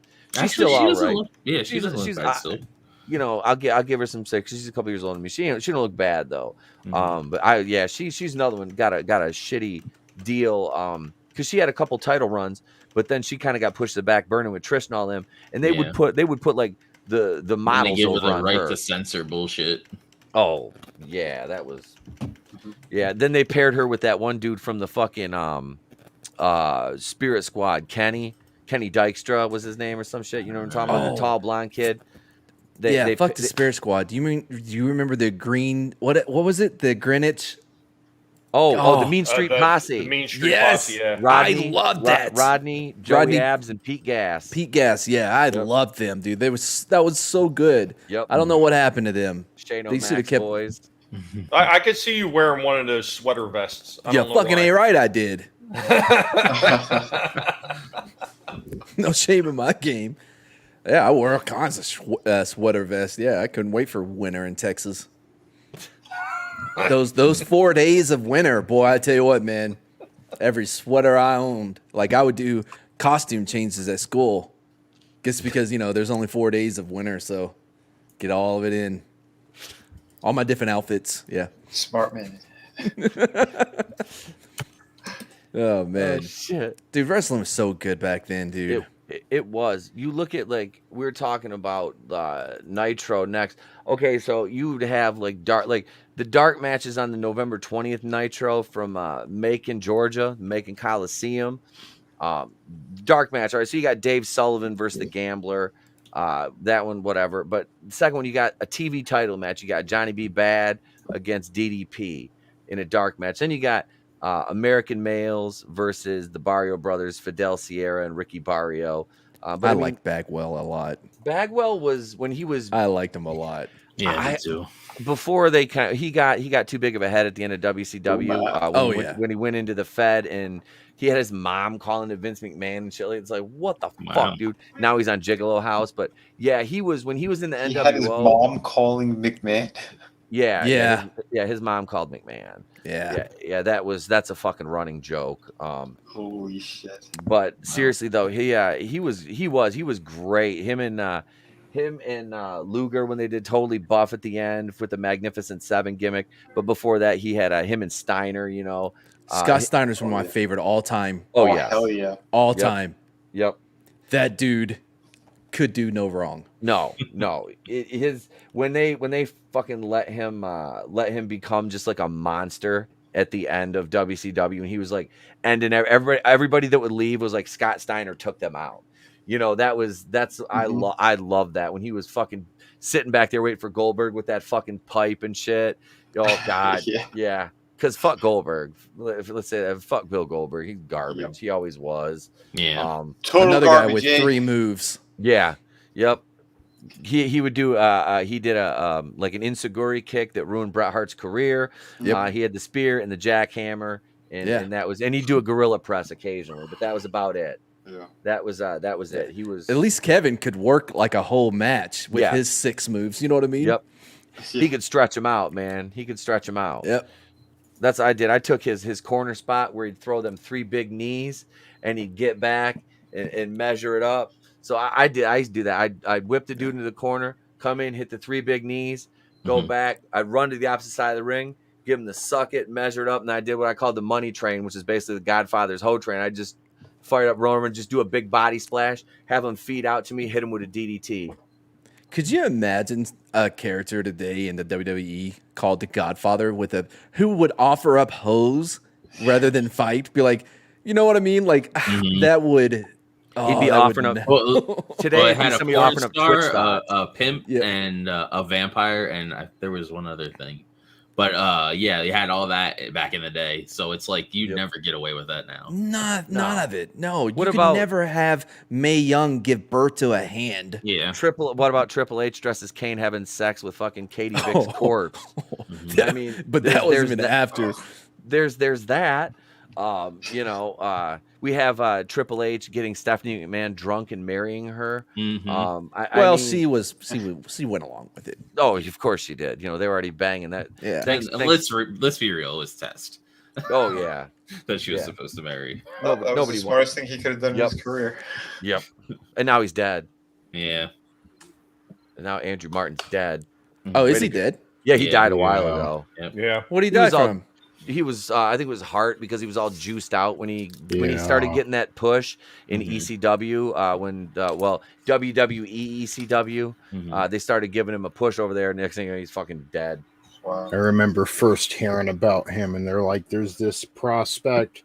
He's got the size of Kevin Nash, but the look of Shawn Michaels, and goofy looking motherfucker. I don't care how tall he is." Yeah. Yep. He was. He had a nasty overbite. Yeah. Dude. By the way, if you're gonna grow facial hair, it better not be blonde. Like there's very few that can pull that off. He was not one of them. No. He died of an accidental drug overdose. Oops. Oh, so surprising. Accidental. Yeah, just like what's his name? Was Stevie Richards found Crash Holly because they lived together down in Florida. Crash Holly dead too? Yeah. Stevie Richards found him face down in their condo floor. I think he had an empty body. Yeah, empty bottle of Somas and a fucking 5th of vodka. Yeah. Yep. Did Bob Holly? How did he take the news? Fuck him. I mean, how do you think Bob Holly was so awesome, dude? Bob Holly was such a fucking dick, though. Like, he's the biggest fucking prick. But yeah, dude, he's like, what would he say? He'd be like, "I'll tell you how it should go. Let me beat him. Get the title." Yeah. I go in. You know what I thought the best is when they turned him loose on the Tough Enough series. Oh yeah, and let him whip the holy dog shit out of those people that were trying to get in. Isn't that Maven, dude? Isn't he dead too? No, Maven ain't dead, is he? I don't know. I think Bob Holly killed that guy. He beat the shit out of him. Maven's career died, but it never really got started to begin with. then Kurt Angle like almost got tapped out by some fucking Daniel Pewter. Yeah. Yeah, Kurt Angle's like, yeah, bitch, I'm gonna stretch you next time we're in the ring together. I'm gonna stretch you and I'm gonna hurt you. He asked for it. He did. Like Angle's sorry, like, bro. oh hell no. Hell no. I won a gold medal with a freaking broken neck. All right, here comes broken neck again. Yeah. I like Kurt Angle a lot, dude. Yeah. Yeah, he used to be great. I like when he came out with the especially- milk truck. Yep. Oh, I liked it when he stole. I liked it when Jeff Jarrett stole his wife. That was funny. Jeff Only Jarrett doesn't because have it. Stone Cold stole Jeff's. But Jeff stole Mongo's. And then, yeah, but Stone Cold took Jeff Jarrett's wife. To be fair, Everyone and he has- beat on her. Yeah, He everyone beat the from that shit out of her. generation. Yeah, they've all got Look to at have the her. tenderize you. What did I say hell earlier yeah. about? What did I say earlier about ring rats? What did I say earlier about fucking ring rats? oh man, remember Leave It to Beaver. What was his name? Oh, Beaver Beaver Cleavage. That was Cleavage. the dude from the Headbangers. Yeah, Mosh. I liked his girl with them, Mariana Kamlos. She was hot as hell. Yeah. Man, I felt bad for Mosh, dude, because She's like dead. it wasn't his fault that Jesus. It She wasn't is his dead. it wasn't his fault that you know, his partner in the Headbangers couldn't wrestle anymore because he's all fucked up. You know what I mean? Yeah. Yeah. Here, take this shite gimmick. Mosh and Yeah, right. Thrasher. Because they had they'd paired off what's his name? Well, it ended up being Chaz after the Beaver Cleavage gimmick tanked, but they had him feuding with Meat, Sean Stasiak. Dude, that was the funniest thing too. Like, I love that shit they used to do with Stasiak, where he was like he'd run and attack somebody backstage, and they'd move and he'd smash into a fucking wall. That shit was funny as fuck. It worked so good. It was funny. You forgot about the third member from Demolition. Oh, Crush, Mm. Brian Adams. Oh, Yep. Brian He's Adams. dead. Yeah. He's dead. Jesus He Christ. He's dead. No. Can we was mention hard to anybody watch else that this. died? He was Right? he was one half of Chronic, dude. I love that tag What team a- with him and Brian Clark. Yeah. What's Owen Hart up to? Anyway, so He failed 15 Isn't one of the guys from Too stories. Cool dead as well? Oh, Brian really? Christopher, Jerry Lawler's son. Yeah, died. Lawler's oh kid. Yep. man, Yeah. I liked him. Yep. Yep. I died. liked him a lot. Yeah. What was a about good worker. Bulldog's kid? Davey Jr. He's still working, I think. Isn't he still working, isn't he? Because I remember he ran into problems in the WWE, broke his arm and Yep. everything else, and then they pretty much just let him go, and he Yep. just kind of like faded off. Yeah, he was in around the same time you got like Ted DiBiase Jr. and Cody Rhodes, punk ass, first started in there, and Randy Orton with they had that legacy stuff. Fuck Cody Rhodes, sorry. He needs to turn heel in AEW right now because He's so Isn't fucking. his Deserving wife of just like total he's- SJWs? Yes, she is. His wife is a fucking SJW fucking cunt. He is like the default avatar in a game. Does that make sense? Yes. Like, He's like when he you has hit default nothing. on the create a wrestler. yep.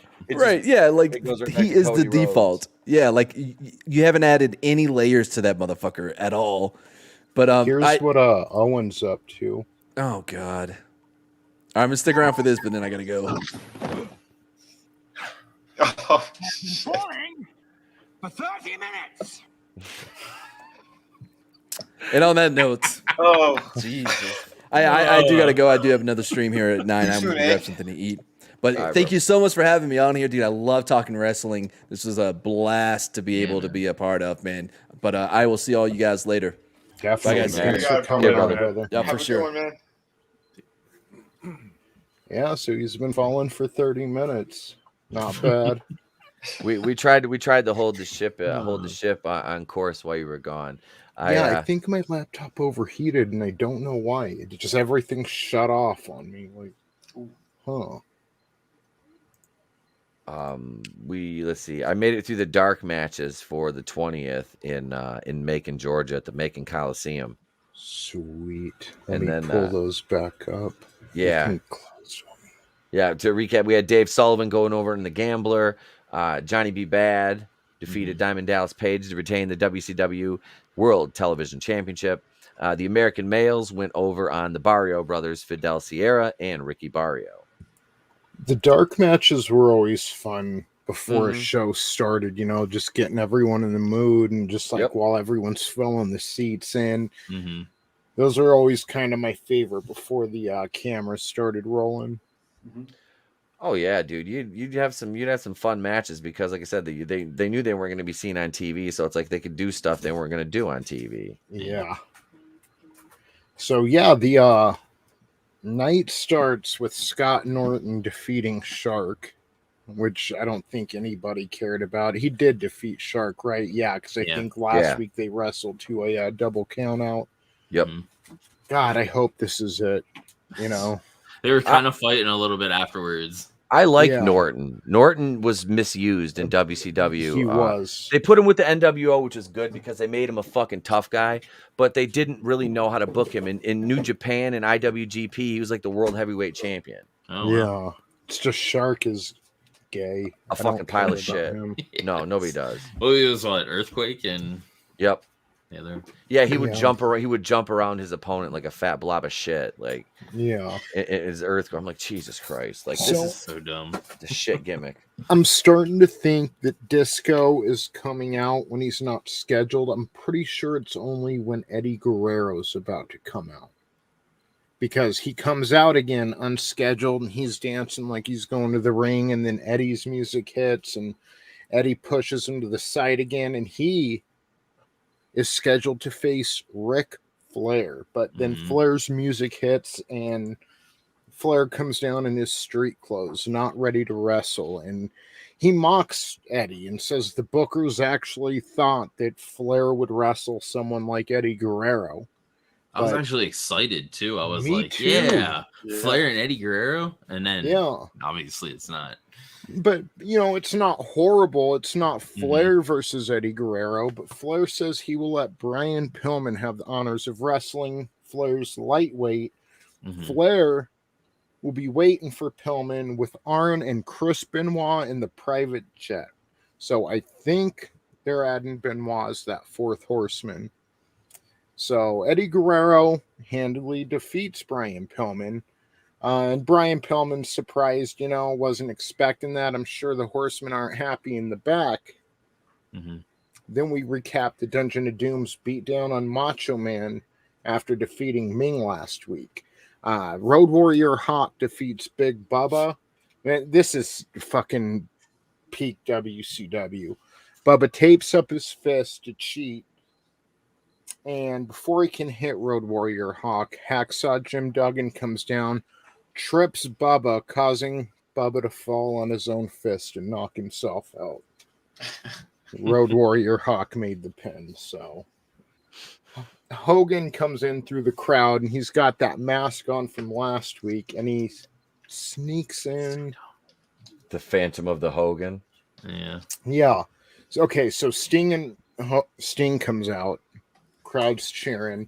Then Hogan makes his way through the crowd and sneaks in behind Sting, to a very mixed reaction from the crowd, which only kind of goes in Sting's favor throughout the match. But they wrestle a good match. A lot of Hogan sucks chants break out. I mean, you know, it probably started close to 50-50, the crowd reaction, but by the end it was probably 70-30 in Sting's favor. So they wrestle a decent match, and then the Dungeon of Doom interfere, of course, and this is the first time they actually attack Sting, so we know Sting ain't rolling with them. And the Giant goes to do a double choke slam on Sting and Hogan, but Randy Savage comes in and smashes Giant across his kidneys with a chair. Which doesn't really do anything. Yeah, he just ends up choke slamming Savage. But then Sting and Hogan almost, they each stand on one side of the chair. They're holding it lengthwise, and they kind of clothesline Giant out of the ring with the chair. And that's basically how the night ends.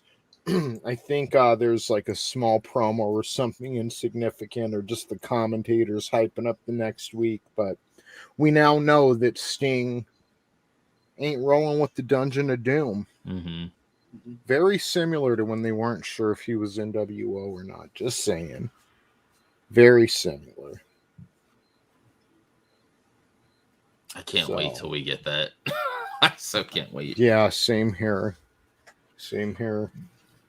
Sting starts dressing up like the Crow and just like doesn't say anything for a year. Just that was the best build up for the worst fucking ending to a story. But it was thinking. How does even Hogan think? Okay, well this will make things better if I win it first, and then that's Hogan though. That's narcissism and years and years of never being told no. Because you're the best brother. That's the fucking problem. That was the caveat. You know, I don't even think that was the worst thing that they did. I still say that the worst thing that they did is the way they took Goldberg's title away. Oh, with the taser? Yeah, with the taser. Because it just added more credence that he's so good. Mm-hmm. You know, it was just bad. They should have let him. He should have beat him at Halloween Havoc. Yes. But see, Page deserved more. If he would have, it would have been a big controversy because most of the country didn't get to see that match live. The pay-per-view cut off because once again, Hogan went over in his match with Ultimate Warrior, which was an absolute shit show. Oh, that was terrible. Yeah. Yeah, Warrior, it was bad. He never knew how to fucking wrestle. Mm-hmm. He just came and did his little dancing shit. He got to show that he's this juice monkey with all this energy, and he never really did anything. His matches sucked. His return to WCW He's was there for awful. the kids. That's basically what those like Hogan and fucking Ultimate Warrior and Macho Man are basically just for the kids, like to get them into wrestling. Basically, that's all they were. Yeah, and you can see it like as an adult now, like watching through it, you can see that that's basically what it is. That colorful dumb shit. Yep. I still don't really get it with Hogan. He was some like half bald blonde dude. Fucking I still don't see your vitamins, brother, and Pastamania. The Pastamania shit was the best, dude. That is when he was shilling. When Hulk started shilling Pastamania, and trying to sell that like before a match. That shit was just fucking funny. Savage did a great turn later in his career though when he went to the dark, you know, the NWO black and white, and even in the Wolfpack more or less. His gimmick was he didn't get much time in the Wolfpack. No, I don't know, Angelous, brother. You better watch your mouth, brother. Bigamania is still running wild. Piggywood is here to stay. Oh, I have shamelessly done that, and I've done that so many times. The crowd just because I want them to boo me, you know. they did boo. Still, they did. I never got the appeal of Hogan because when I was a kid and like into the good guys and stuff, I liked Macho Man. He I like was Macho in Man. commercials. Macho Man, Hitman, Piper, those like my guys. Jake the Snake. I was always kind of disappointed. They never really did anything properly with them. He just had like the fucking worst luck. Jake Roddy the Snake Piper was a never crackhead. held the title. Well, I know he's a crackhead, but I mean at the time though. His dad, the story of his dad, Grizzly Smith, is fucking insane, dude. Yeah. That is insane. It is. His sister getting murdered and shit. Yeah, holy shit. But no, that family was just. That is a mess. He carried all those ghosts with him. Mm-hmm. Well, so hey, Tony, Raw. Guess where Raw is? On November 20th, 1995. There sure as shit ain't in Brandon, Manitoba anymore. Nope, they are not, and they're not in Grand Rapids, Michigan. They're in Richmond, Virginia, at the Richmond Coliseum. Yeah, and they lost this week too with the 2.3 rating. And they have 4 dark matches this card. You've got Goldust going over on Aldo Montoya. For those of you kids at home, Aldo Montoya is just incredible, or PJ Polanco is shoot name. We had Sid in the 1-2-3 Kid with Ted DiBiase defeating ? And then the British Bulldog went over on Diesel by DQ. Bret Hart, the champion, defeated The Undertaker by DQ to retain the WWF Championship. That's a hell of a fucking undercard. It is, but it's already a long night of fucking wrestling. Like they're recording this and then 3 other Raws, so that's 4 hours. Yep. Man, I fucking hated Gold Dust. Subpar. I don't know about you guys. I couldn't stand that shit. I remember when he got gimmick. electrocuted and he was like doing all that stupid shit. It's like, what the hell's going on? Yeah. And 7 in WCW. Yes. Yeah. 7. He came out and openly mocked that character on the microphone. That shit was like, better than this goofy Here shit. it turned out that was all staged. Yeah. And the reason they cut the character is because of it looking like a child predator, basically. Yep. So, yeah, that was not. That was way to go, bro. Nice swerve, bro. Look, bro. Here's what we're gonna do, bro. Fucking Russo, that little shits. I'm sorry. I said his name. If he were here right now, I'd stab him in the face. So fuck that fucking Vince Russo, goddamn Russo. I'm so fucking mad I can't even say his name right. Just call him shit stain. Bischoff is like every time you bring his name up, though, Etep, his ears are perking up. Somebody's talking about me. Me. Somewhere, yeah. Jim Cornette. Somewhere, shit stain's ears just fucking perked up the side of his pointy little goddamn head. He's like one of those fucking pinheads. You know what I'm talking about, Brian? Like friends with Cody and them because he's on that Roads to the Top or whatever. Oh, and I'm just like, as long as Russo isn't involved in anything AEW, I'm okay. I'm gonna laugh one day when Ed Ferrara shows up and he's like, the only thing is you got to bring in my partner, and he's like, he'll be unnamed until you sign the contract, and here comes Vince fucking Russo. It's time for stuff on a pole matches. For real. All right, so Raw begins. We're going over the Survivor Series where Bret Hart ended Diesel's 1-year title reign, and after the match, Diesel lost his cool. He jackknifed Bret Hart and just basically turned heel. Vince and King banter, and King took a tombstone from Undertaker the night before at Survivor Series. Also, we got the surprise return of Mr. Perfect at the Survivor Series.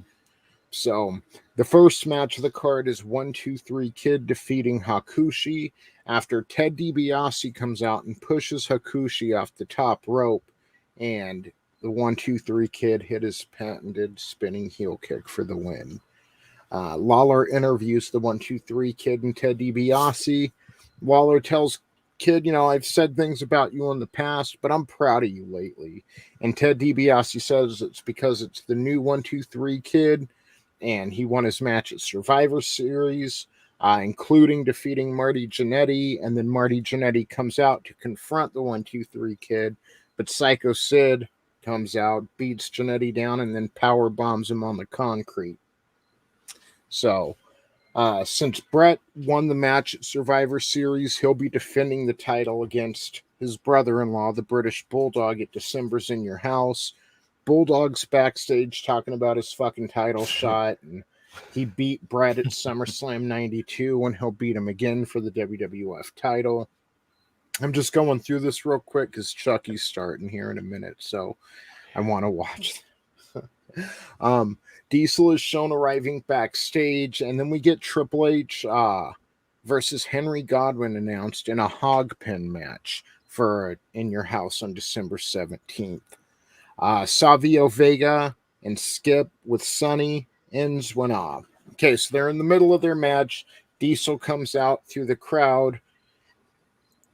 So he pushed Skip, but the ref didn't call for a DQ, and then they kind of just cleared the ring for Diesel, who stayed outside of the ring, cutting a heel promo saying he won't apologize to Bret or fans.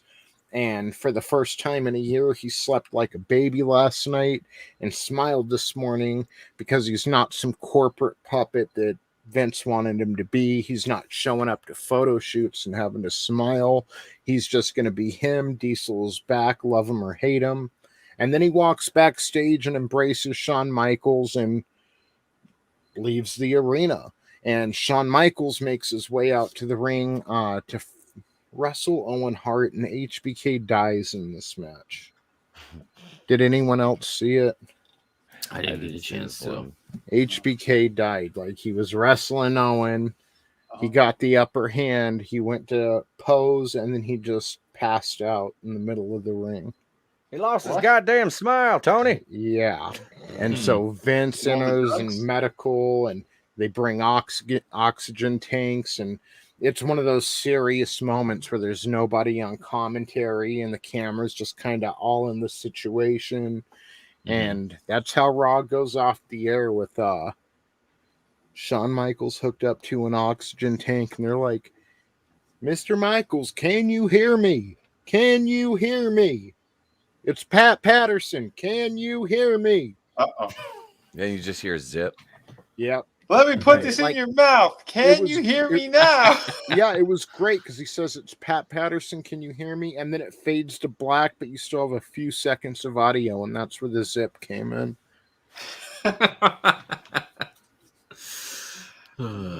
Yeah, so HBK's dead.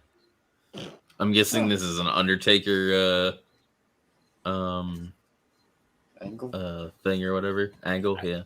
Well, I don't know. He threw Owen out of the ring. He was wrestling. He knocked Owen over the top rope and then turned around and went to do his little pose, and he just grabbed his head and collapsed.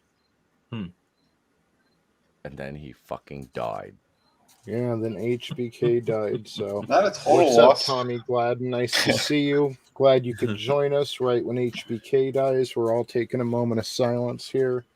For the HBK can't die. I'm fine with it. Wake his lost a smile, kid. Wake him up. Get him out there. Put Sonny on his face or something. Dolph, where's she at? Donate to her OnlyFans. Get her down here. They actually had Sonny queef into the O2 tank. God damn. Oh, man. So, yeah, a weird ending to Raw, but, I mean, controversial, gets people watching. Oh, my God, is this real or fake? Mm-hmm. Yeah. But he can never sell properly anyway when it came to that kind of shit. He always went over the top. Yeah. Yeah. He, like I was telling Etep this before and Draven this before we went on the air. I was watching the Raw from after the 97 Survivor Series where they screwed Brett. Mm-hmm. And Shawn Michaels had to cut a promo with Ken Shamrock and Sergeant Slaughter, and just the levels ahead of promo ability that he was over both of those guys. It was just, they were real cringy, and they were supposed to be the baby faces, and they were fucking cringy. And Shawn Michaels was just basically teasing him the whole time, making fun. Yeah. You could really see how he was a son of a bitch backstage. He was making them look pretty bad. Yeah. So I highly suggest watching that. It's the first promo of the night on that Raw, November whatever 97. Nice.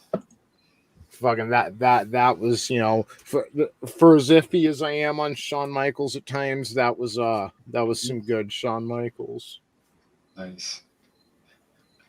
Well, not nice, but Sergeant Slobber. He's a nice. He's a nice. Very nice. Sergeant Ken Slobber. Shamrock saw HBK with your beautiful hair and your sexy chest.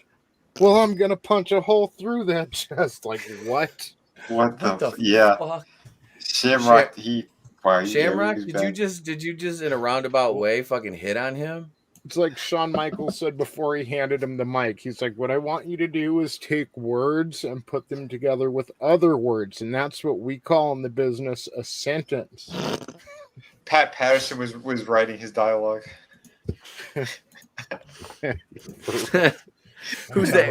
Sexy chest. Who was the agent? Who was the agent for this promo? It was Pat Patterson, wasn't it? Fuck, I knew we shouldn't have let him write for fucking Shamrock. Oh fuck. Because every segment back then had an agent. It probably was Pat Patterson. Yeah. It probably was. They fade to black and you hear another zip. Yep. He's like, oh shit. Damn you, Brett. Or damn you, fucking Sean, with your gorgeous blonde hair and your sexy chest. Why don't you come over here? But wait, Pat, I'm not. Shamrock's like, I'm not saying this. Pat's like, no, say it. It'll get over. It'll get over. Sean will sell it. Sean will sell it. Don't worry, kid. Just saying. You're gonna be huge, just like me in the Bay Area. Shamrock, he needed a man. They should have put Sable with him or something. Jeez. Sable's more of a career killer than Randy Orton. And, I was going to mention earlier, too, we hear about Mark Marrow and Sable, but what about poor S.A. Rios? Nobody even remembers the guy. do. That's where Lita got her start in the Fed was with him. Exactly. Yep, she was managing S.A. Rios, man. He broke his fuck. Before that, he was Mr. Aguila.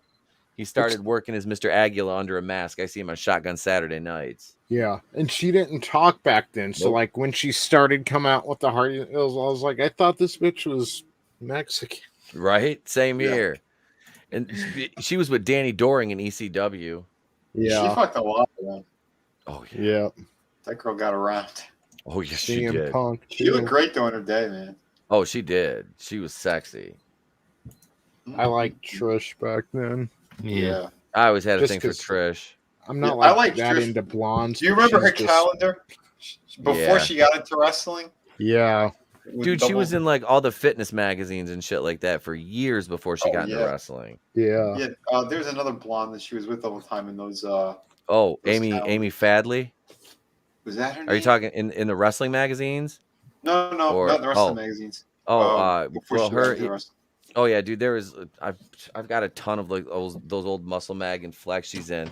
Yeah, she's like, it's like her and Amy. I could never mind. I'm not taking up time. Tony's got to get going. Yeah. Well, I got like a bunch of the Diva DVDs or whatever from a buddy from work and stuff. I haven't got a chance to watch them yet, but yeah, I've had the one with Tori on the cover since it came out.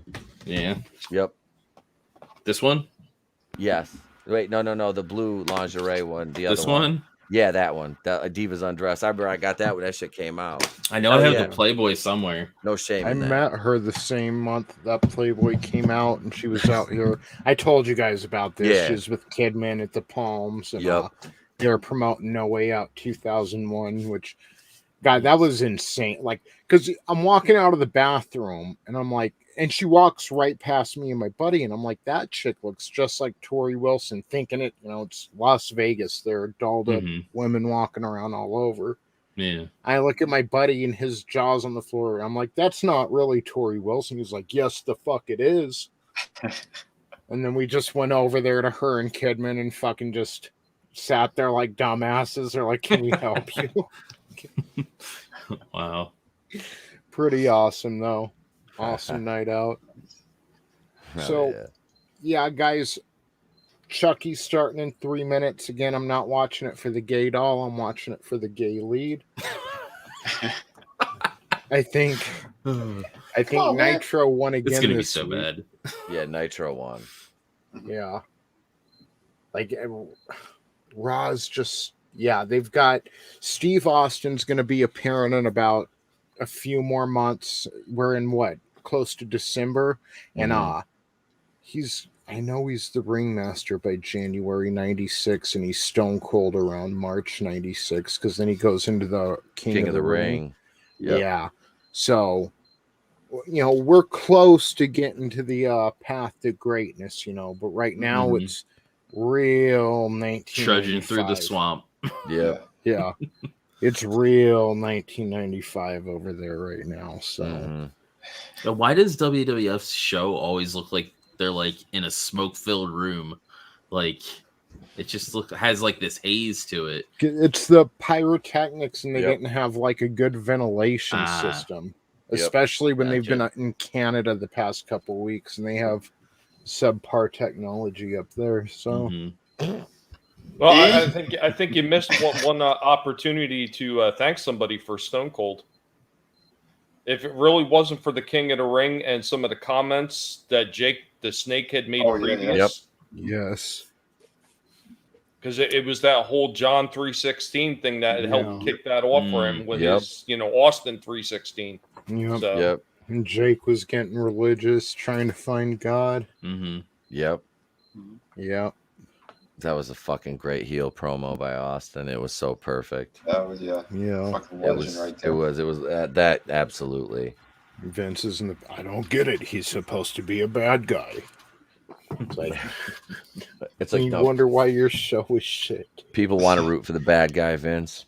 It's like Kurt Cobain had already blown his brains out, and you still don't get the whole grunge shit. Like, that was Vince. Still is. Yep. Oh, So, what's his name? Fucking, what's her face? Hole murdered her husband. Courtney Love. Yes. Her and Trent Reznor. Not Trent Reznor, her manager. Trent Dilfer? Akon. Wow. Oh, fuck.